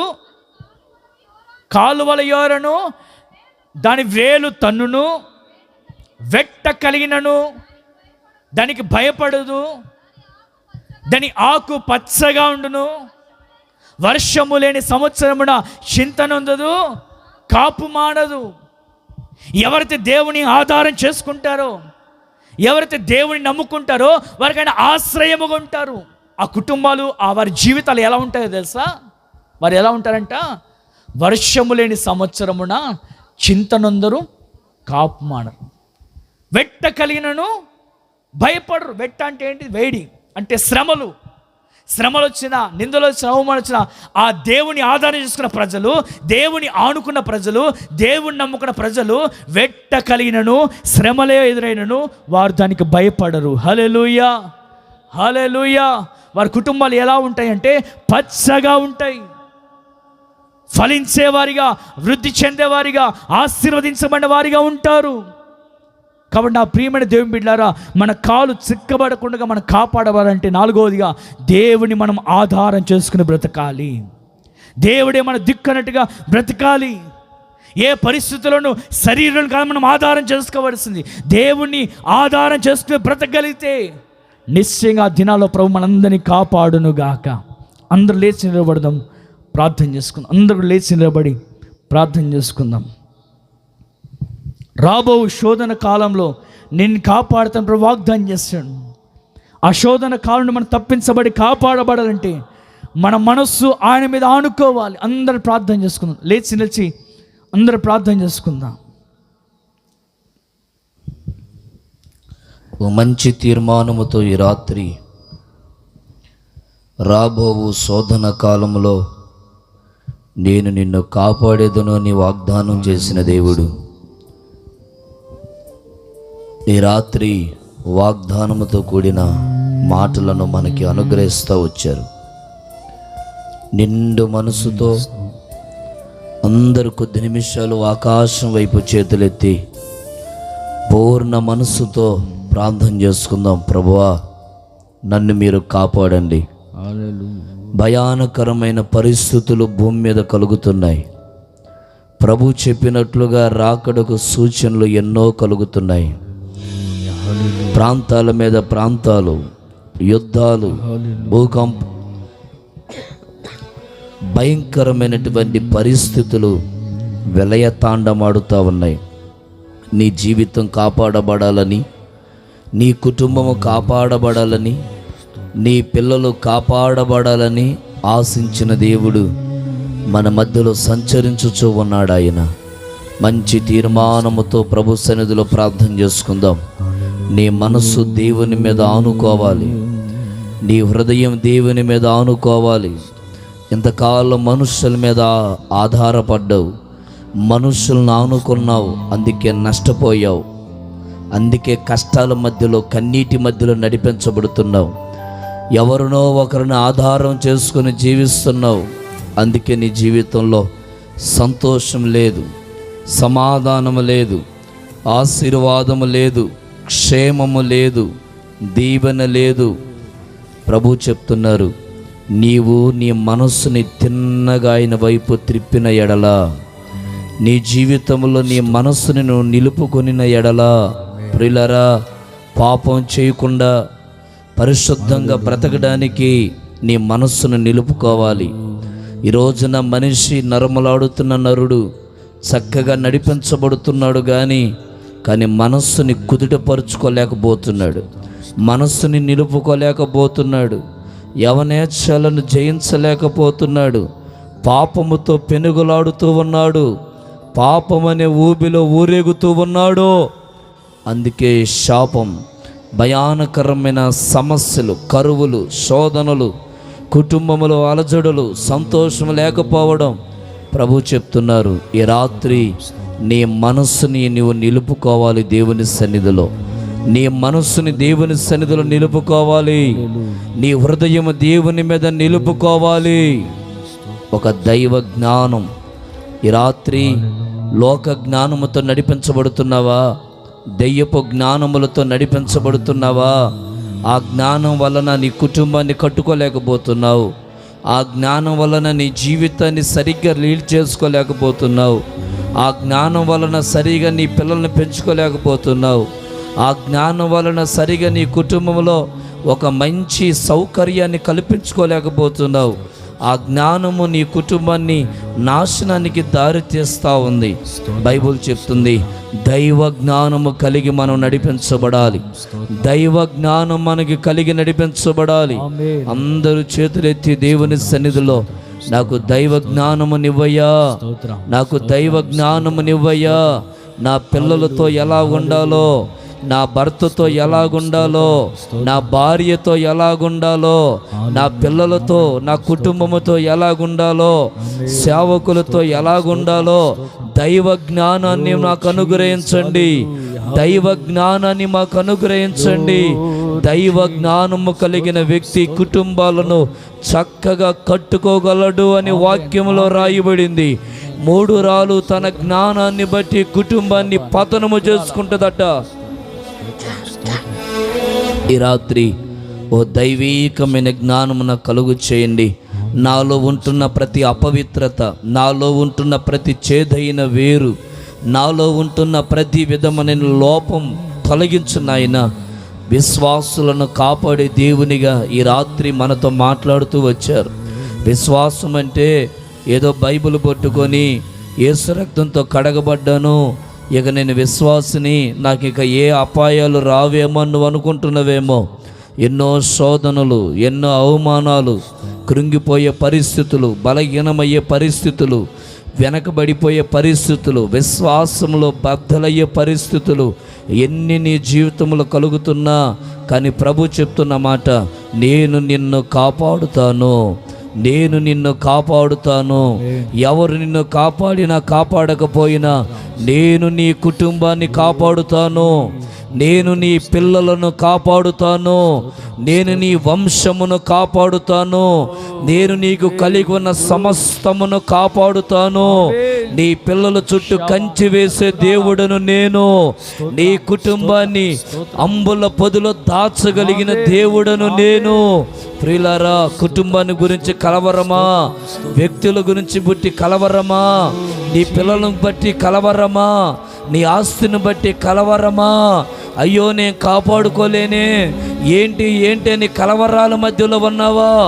ఈ రాత్రి 2వ రోజు ఆశీర్వాద కూడికలో ప్రభు చెప్తున్న మాట, నిశ్చయముగా నీ కలవరాలన్నిటిని తొలగించే దేవుడు, నీ దుఃఖమును కొట్టివేసే దేవుడు, నీ దుఃఖమును నాట్యముగా మార్చే దేవుడు. దేవుడు నీ కుటుంబాన్ని కాపాడబోతూ ఉన్నాడు. దేవుడు నీ పిల్లల్ని కాపాడబోతున్నాడు. దేవుడు నీకు కలిగి ఉన్న దానిని కాపాడబోతూ ఉన్నాడు. దేవుడు నీ వంశమును కాపాడబోతున్నాడు. దేవుడు నీ కుటుంబాన్ని ఆయన తన రెక్కలతో భద్రపరచబోతూ ఉన్న దేవుడు. ప్రియులారా, నా కుటుంబాన్ని నేను కాపాడుకోలేనయ్యా అని కన్నీళ్ళ మధ్యలో కాపురం చేస్తున్నావా? నా కుటుంబాన్ని ఎలా కాపాడుకోవాలో నాకు అర్థం కావట్లేదు బాబు అని తలగొట్టుకుంటూ ఓ భయానకరమైన పరిస్థితులకు దిగజారిపోతున్నావా? ప్రభు అంటున్నారు, నేను నీ కుటుంబాన్ని కాపాడే దేవుడను, నేను నీ పిల్లలను కాపాడే దేవుడను. ప్రభు మనల్ని ఆ విధంగా కాపాడునట్లుగా 2 చేతులు ఆకాశం వైపెత్తి బిగ్గరగా స్తోత్రాలు చెప్పండి. అందరు గట్టిగా చెప్పండి, చెప్పండి, అందరు గట్టిగా స్తోత్రం చెప్పండి. చేతులెత్తి ప్రభువా నీకు స్తోత్రమయ్యా, స్తోత్రమయ్యా, స్తోత్రమయ్యా అని చెప్పండి, చెప్పండి, చెప్పండి, చెప్పండి. బిగ్గరగా ప్రభుని స్తుతించండి, బిగ్గరగా ప్రభు నామాన్ని స్మరించండి. అయ్యా, నా కుటుంబాన్ని సాతాను చేతుల్లో నుండి తప్పించయ్యా. నా పిల్లవాడు, నా కుమారుడు వ్యసనాల్లో పడిపోయాడు బాబు. అయ్యా, నా పిల్లవాడు, నా కుమార్తె లోకమనే పాపములో పడిపోయిందయ్యా. నా కుమార్తెని కాపాడయ్యా, నీవు కాపాడు ప్రభు అని నీ బిడ్డలని దేవుని చేతికి అప్పగించు. దేవుడు నీ కుటుంబాన్ని కాపాడబోతున్నారు ఈ రాత్రి. దేవుడు నీ పిల్లలను కాపాడబోతున్నారు ఈ రాత్రి. నీ ప్రయాణాల్లో క్షేమాన్ని కలుగు చేయబోతున్నాడు. నీ పిల్లలకు గొప్ప దీవెన అనుగ్రహించబోతున్నాడు. నీ జీవితంలో అద్భుతము చేయబోతూ ఉన్నాడు. తన రక్తము నీ కుటుంబం మీద ప్రోక్షించబోతూ ఉన్నాడు. ఆయన రక్తముతో ప్రతి దోషమును కొట్టివేయబోతున్నాడు. ఆయన రక్తముతో ప్రతి అపవిత్రతను కొట్టివేయబోతున్నాడు. ఆయన రక్తము మీ గుమ్మములను పరిశుద్ధపరచబోతున్నది. ఆయన రక్తము మీ కుటుంబాన్ని పరిశుద్ధపరచబడబోతున్నది.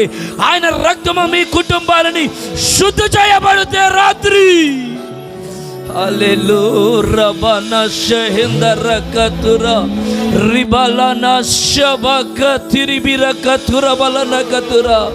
రాజా, నా కుటుంబాన్ని కాపాడని అడుగక, అయ్యా దేవా నా పిల్లల్ని కాపాడయ్యని అడుగు తల్లి. నీ చేతులు పైకెత్తు. ఇక కొద్ది నిమిషాల్లో నేను ముగించబోతున్నాను. ఆకాశం వైపు నీ చేతులెత్తు అన్నా. దయచేసి నీ చేతులు ఆకాశం వైపెత్తన్నా. అయ్యా, నాకు ఆరోగ్యం బాగలేదయ్యా, నా కుటుంబ పరిస్థితులు బాగలేవు అయ్యా, నా కుటుంబంలో సమస్యలు విలయతాండమాడుతున్నాయ్యా. నా పరిస్థితులను మార్చు ప్రభువా, నా బిడ్డలను మార్చు ప్రభువా, నా కుటుంబంలో సంతోషంతో కూడిన ఆశీర్వాదాన్ని ఇవ్వు ప్రభువా అని దేవుని సన్నిధిలో నీ రక్తముతో నా మీద ఉన్న ప్రతి దోషమును కొట్టివేయనాయనా. అయ్యా, ఈ శోధన కాలములలో నీవు నన్ను తప్పించు ప్రభువా, నీవు నన్ను కాపాడు ప్రభువా, నీవు నన్ను సంరక్షించు ప్రభువా. నీ రక్తము నా గుమ్మములో తడపబడాలి రాత్రి. యేసు నామములో తడపబడాలి రాత్రి. యేసు రక్తం ఈ రాత్రి ఈ స్థలము ప్రోక్షించబడాలి. గట్టిగా చప్పలు కొడుతూ చప్పలు కొడుతూ చప్పలు కొడుతూ మీ హృదయాలలోకి పరిశుద్ధాత్మని ఆహ్వానించు.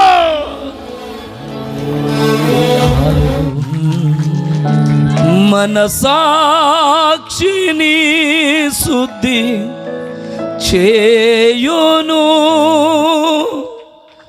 మన యేసయ్యా రక్తము.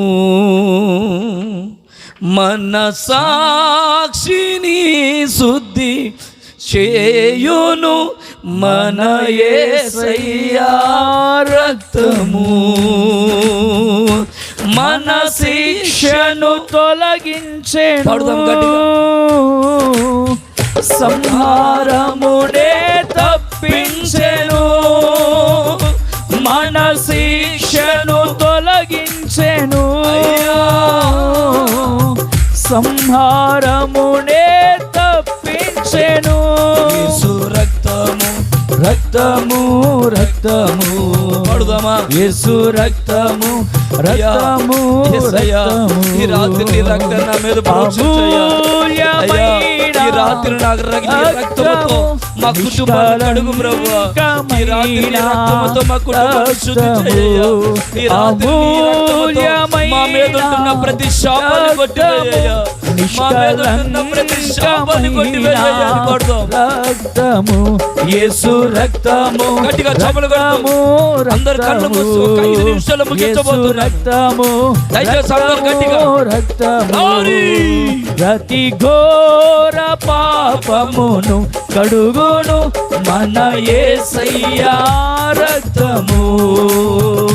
ప్రతి ఘోర పాపమును కడుగును మన యేసయ్యా రక్తము. బహు దుఃఖములో మునిగెనే చెమట రక్తముగా మారెనే. బహు దుఃఖములో మునిగెనే చెమట రక్తముగా మారెనే. యేసు రక్తము రక్తము రక్తము గట్టిగా పాడుదాం. యేసు రక్తము గ్లోరీ రబనా షబాబా కతురా రిబందనా సేయ రబలా కతురా రక్తము రిబందనా మసీద రకతురా వలన కతిరా. రక్తము నీ రక్తము ఈ స్థలమంతా ప్రోక్షించబడును గాక. నీ రక్తము ఈ స్థలము ప్రోక్షించబడును గాక. రక్తము యేసు రక్తము రక్తము రక్తము యేసు రక్తము రక్తము రక్తము యేసు రక్తము రక్తము రక్తము యేసు రక్తము రక్తము యేసు రక్తము ప్రతి పాపమును పరిశుద్ధపరచు రక్తం ప్రభు యేసు రక్తము విమోచించు రక్తం పరిశుద్ధుని రక్తం నిష్కలంకమైన రక్తం యేసు రక్తము రక్తము రక్తము యేసు రక్తము రక్తము రక్తము యేసు రక్తం రక్తం రక్తం రక్తం రక్తము యేసు రక్తం రక్తం రక్తం రక్తం రక్తము యేసు రక్తం రక్తం రక్తం రక్తం రక్తము యేసు రక్తమే రక్తమే ప్రభు యేసు రక్తమే యేసు రక్తము ప్రభు యేసు రక్తము యేసు రక్తము రక్తము రక్తము యేసు రక్తం రక్తం రక్తం రక్తం రక్తము యేసు ప్రభువా నీ పరిశుద్ధమైన రక్తముతో నన్ను తడుపయ్యా. నీ పరిశుద్ధమైన రక్తముతో నన్ను శుద్ధి చేయయ్యా. నీ రక్తముతో నన్ను కడుగయ్యా. నీ రక్తముతో కడుగయ్యా. కడుగయ్య ప్రభువా. నా పాప దోషమును కడుగయ్యా. నా శాపమును కడుగయ్యా. నా జీవితాన్ని కడుగయ్యా. నా రోగమును కడుగయ్యా. నా కన్నీటిని కడుగు నాయనా. రక్తము యేసు రక్తము అమూల్యమైన రక్తము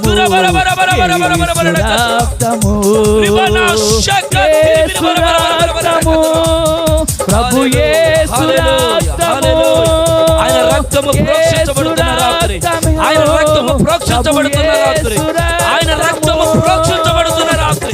ప్రతి దోషము కొట్టివేయబడుతున్న రాత్రి.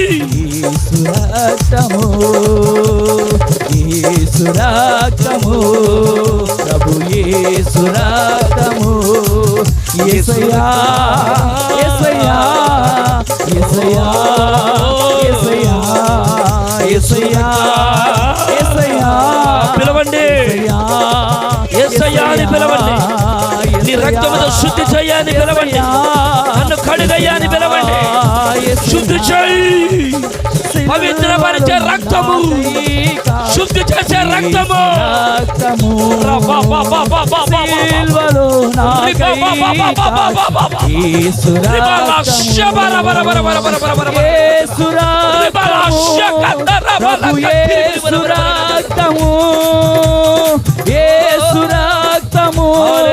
ప్రభు యేసు రక్తము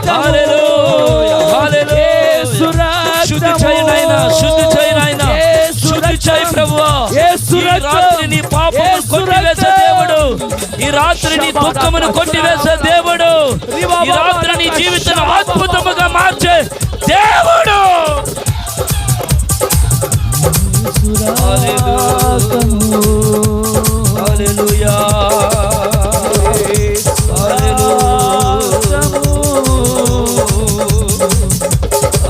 प्रभु यीशु रातनु ఒక మంచి తీర్మానముతో ఈ రాత్రి నీ చేతుల ఆకాశం వైపెత్తు. నీ కుటుంబం ఆయన రక్తముతో ఆయన పరిశుద్ధపరిచి ఏ శాపం నీ గుడారం మీదకి రాకుండా ప్రభు నీ కుటుంబాన్ని కాపాడునుగాక. ప్రభు నీ బిడ్డల్ని కాపాడునుగాక. ప్రభు నీ కుటుంబంని సంరక్షణగా ఉండునుగాక. ప్రతి దోషము కొట్టివేయబడునుగాక. ప్రతి శాపము కొట్టివేయబడునుగాక. దేవుడు యోబు చుట్టూ కంచి వేసి కాపాడినట్లుగా ఈ శోధన కాలములలో దేవుడు నిన్ను, నీ కుటుంబాన్ని, నీ పిల్లలను, నీ వంశమును దేవుడు కాపాడునుగాక. నీ కుటుంబాన్ని కాపాడునుగాక. నీ ప్రాంతాన్ని కాపాడునుగాక. మీరు చేస్తున్న పనులను దేవుడు ఆశీర్వదించునుగాక. మీరే గొప్ప కార్యాలు చేయండి ప్రభు అని ఓ మంచి తీర్మానముతో దేవుని సన్నిధిలో ప్రార్థన చేసుకుందాం. మన మధ్యలో దైవజనులు అభిషేక్ పాలున్నారు, ప్రార్థన చేస్తారు. దయచేసి అందరం ప్రార్థనలో ఏకీభవిద్దాం. మహాపరిశుద్ధుడా, ప్రేమ నమ్మకము కలిగిన మా యేసురాజా, ఈ ప్రాంత ప్రజలందరినీ మీరు ప్రేమించి ప్రభువా, వీరు ఏ బంధకాలలో బంధింపబడి ఉన్నారో, ఎలాంటి పరిస్థితుల్లో నలిగిపోతూ ఉన్నారో వీరందరినీ విడిపించాలని ప్రేమ కలిగిన దేవుడిగా మీరు ఈ ప్రాంతంలో అడుగుపెట్టి ఉన్నారు ప్రభువా. అందుని బట్టి నీకు స్తోత్రాలు. ఈ కూడిక ఆవరణంలో ఎందరైతే అడుగుపెట్టారో వారందరినీ నిశ్చయముగా మీరు దీవించారు ప్రభువా. వారి స్థితిగతులను మీరు మార్చారు ప్రభువా. అయ్యా, రానున్న దినాలలో ఒక గొప్ప కార్యాలను నీకు వీళ్ళ కుటుంబాలలో మీరు చేస్తున్నందుకే నీకు స్తోత్రాలు ప్రభువా. అయ్యా, ఎందరైతే ప్రభువా విశ్వసించారో, అవును ప్రభువా, 12 సంవత్సరాల నుంచి వేదనతో నలిగిపోతున్న ఆ స్త్రీని తాకిన దేవుడా, ఇంటికాడ పడుకొని మరణకరమైన పరిస్థితుల్లో ఉన్న శతాధిపతి యొక్క దాసుని తాకిన దేవుడా, నీ ప్రజలను మీరు తాకమని అడుగుతూ ఉన్నాను. వీరి సమస్యలను మీరు తెలుసుకున్న దేవుడు, ఈ రాత్రి వేళ సమయంలో వారు నిన్ను తాకి ఉంటుండగా నీ గొప్ప అయా అభిషేకముతో నీ బిడ్డలను మీరు తాకినందుకై నీకు స్తోత్రాలు ప్రభా. అయా, బలపరచండి ప్రభా. ఒక్కొక్క కుటుంబాన్ని మీరు దర్శించండి. ఆ కుటుంబాలలో ఎవరికి చెప్పుకోలేని వేదనలతో నలిగిపోతున్న బిడ్డలు ఉన్నారయ్యా. వారందరినీ మీరు దర్శించి నిశ్చయముగా నీ బిడ్డలు దీవించబడుదురు గాక అని ప్రార్థిస్తూ ఉన్నాం. ఈ 2 దినాలు నమ్మకముగా నీ మంది అయా ఈ ప్రాంగణంలో చేరిన నీ ప్రజలను దీవించి ఎలాంటి పరిస్థితులైనా యేసు నామములో వారి జీవితాలలో నీ కార్యములు కనబడును గాక. అయా, నిన్ను ఎరగని ప్రజలుంటే నీవే నిజమైన దేవుడు అని తెలుసుకొని గుద్దుగాక ప్రభు. గొప్పగా నీ కార్యాలు జరిగించమని, ఒక్కొక్క హృదయాన్ని నీలో స్థిరపరచమని, బలపరచమని. అయా, వీరు ఉంటున్న ఈ ప్రాంతాలలో భక్తి పరులుగా నీకు సాక్షులుగా మార్చమని నజరేయుడైన యేసయ్య ఈ దినవర్తమానం అందించిన నీ దాసుని ఇంకను బలపరిచి అభిషేకించి ఆయా ప్రాంతాలలో బహుబలముగా మీరు వాడుకొని నీ దాసుని బలపరచమని అడుగుతూ ఉన్నాను. ఆశీర్వదించమని అడుగుతున్నాను. ఈ కోడికలను ఏర్పాటు చేసిన ప్రభువా, నీ దీన దాసుడు అయ్యా ఇర్మియా గారిని మీరు జ్ఞాపకం చేసుకోండి ప్రభా. అయా, భారముతో ప్రభా నీ బాధ్యతను మోస్తూ ఉంటుండగా ప్రభా, నీ రాజ్య స్థాపనకై ప్రభా అయా పరిగెత్తుతూ ఉంటుండగా ప్రభా, నీ దాసుడికి కావలసిన ఆరోగ్యము ప్రభా, యవ్వన కాలపు ఆరోగ్యము ప్రభా, అయా నూతన బలమునిచ్చి ప్రభా, శరీర బలమునిచ్చి ప్రభా, ఆత్మ బలమునిచ్చి ప్రభా, నీ దాసుని ప్రభా ఒక గొప్ప అభిషేకముతో నింపి మీరు వాడుకోమని అడుగుతూ ఉన్నాను ప్రభా. ఏ ప్రాంతం గురించి అయితే భారము కలిగి ఉన్నాడో, ఏ ప్రాంతంలో నీ దాసుడు అడుగు పెడుతూ ఉన్నాడో, నీ దాసుడి కంటే ముందుగా మీరు వెళ్ళి ఆ ప్రాంత ప్రజలను మీరు ఆకర్షించి దీవించమని, నీవే గొప్ప కార్యాలు చేయమని, నీ దాసుని, నీ దాసుడి కుటుంబాన్ని, నీ దాసుడి యొక్క పరిచర్యను నీ కృపలో జ్ఞాపకము చేసుకోండి ప్రభా. అయ్యా, అలాగే లాజరయ్య గారిని, ఇక్కడున్న చేరి వచ్చిన సంఘ బిడ్డలందరినీ, ప్రతి ఒక్కరిని కూడా ప్రభా కృపగలిగిన నీ హస్తాలకు అప్పచెప్పుకుంటూ ప్రభా బలపరిచి అభిషేకించి ఆశీర్వదించమని యేసు నామములో అడుగుతూ ఉన్నాము తండ్రి, ఆమేన్. నా తండ్రి అయిన దేవుని ప్రేమయు, కుమారుడు రక్షకుడు ప్రాణప్రియుడైన యేసుక్రీస్తు వారి కృపయు, పరిశుద్ధాత్మ దేవుని సన్నిధి ఇక్కడికి వచ్చినటువంటి మనకి, మన కుటుంబాలకి, మన ప్రాంతానికి, మన సేవకులు ఇర్మియా గారి కుటుంబానికి, మనందరికీ తోడై ఉండి మన కుటుంబాలలో యేసుక్రీస్తు ప్రభువారు గొప్ప కార్యాలు చేసి దీవించి ఆశీర్వదించును గాక. ఆమేన్. హల్లెలూయా. చేతులెత్తి గట్టిగా చెప్దాం, హల్లెలూయా, హల్లెలూయా. ప్రభు ఈ 2 రోజుల కూడికలను ఆశీర్వాదకరంగా జరిగించినందుకై చేతులెత్తి స్తోత్రాలు చెల్లిద్దాం. శబ్దం గట్టిగా స్తోత్రం, స్తోత్రం, స్తోత్రం, స్తోత్రం, స్తోత్రం, స్తోత్రం, స్తోత్రం. మరి చాలా సంతోషం. ఒక 2 రోజులు ఈ ప్రాంతంలో ఆశీర్వాద స్వార్థ కూడికలు ఏర్పాటు చేయడానికి ప్రభు సహాయం చేశారు. మరి ఏదో ఈ లైట్లు కట్టి మైకులు పెట్టి ఏదో మిమ్మల్ని ఇబ్బంది పెట్టాలని ఏం కాదు, కానీ దేవుని రాజ్య స్వార్థ ప్రకటించాలని ఓ భారముతో ఈ ప్రాంతంలో మరి స్వార్థ ప్రకటించడానికి ప్రభు సహాయం చేశారు. అయితే కొంచెం ఈ బాక్సుల ద్వారా మరి మైకుల ద్వారా ఎవరికైనా కొంచెం ఇబ్బందికరంగానే ఉంటుంది. కొంచెం ఇంటి పక్కన ఉన్న వాళ్ళందరూ చాలా చక్కగా సహకరించారు.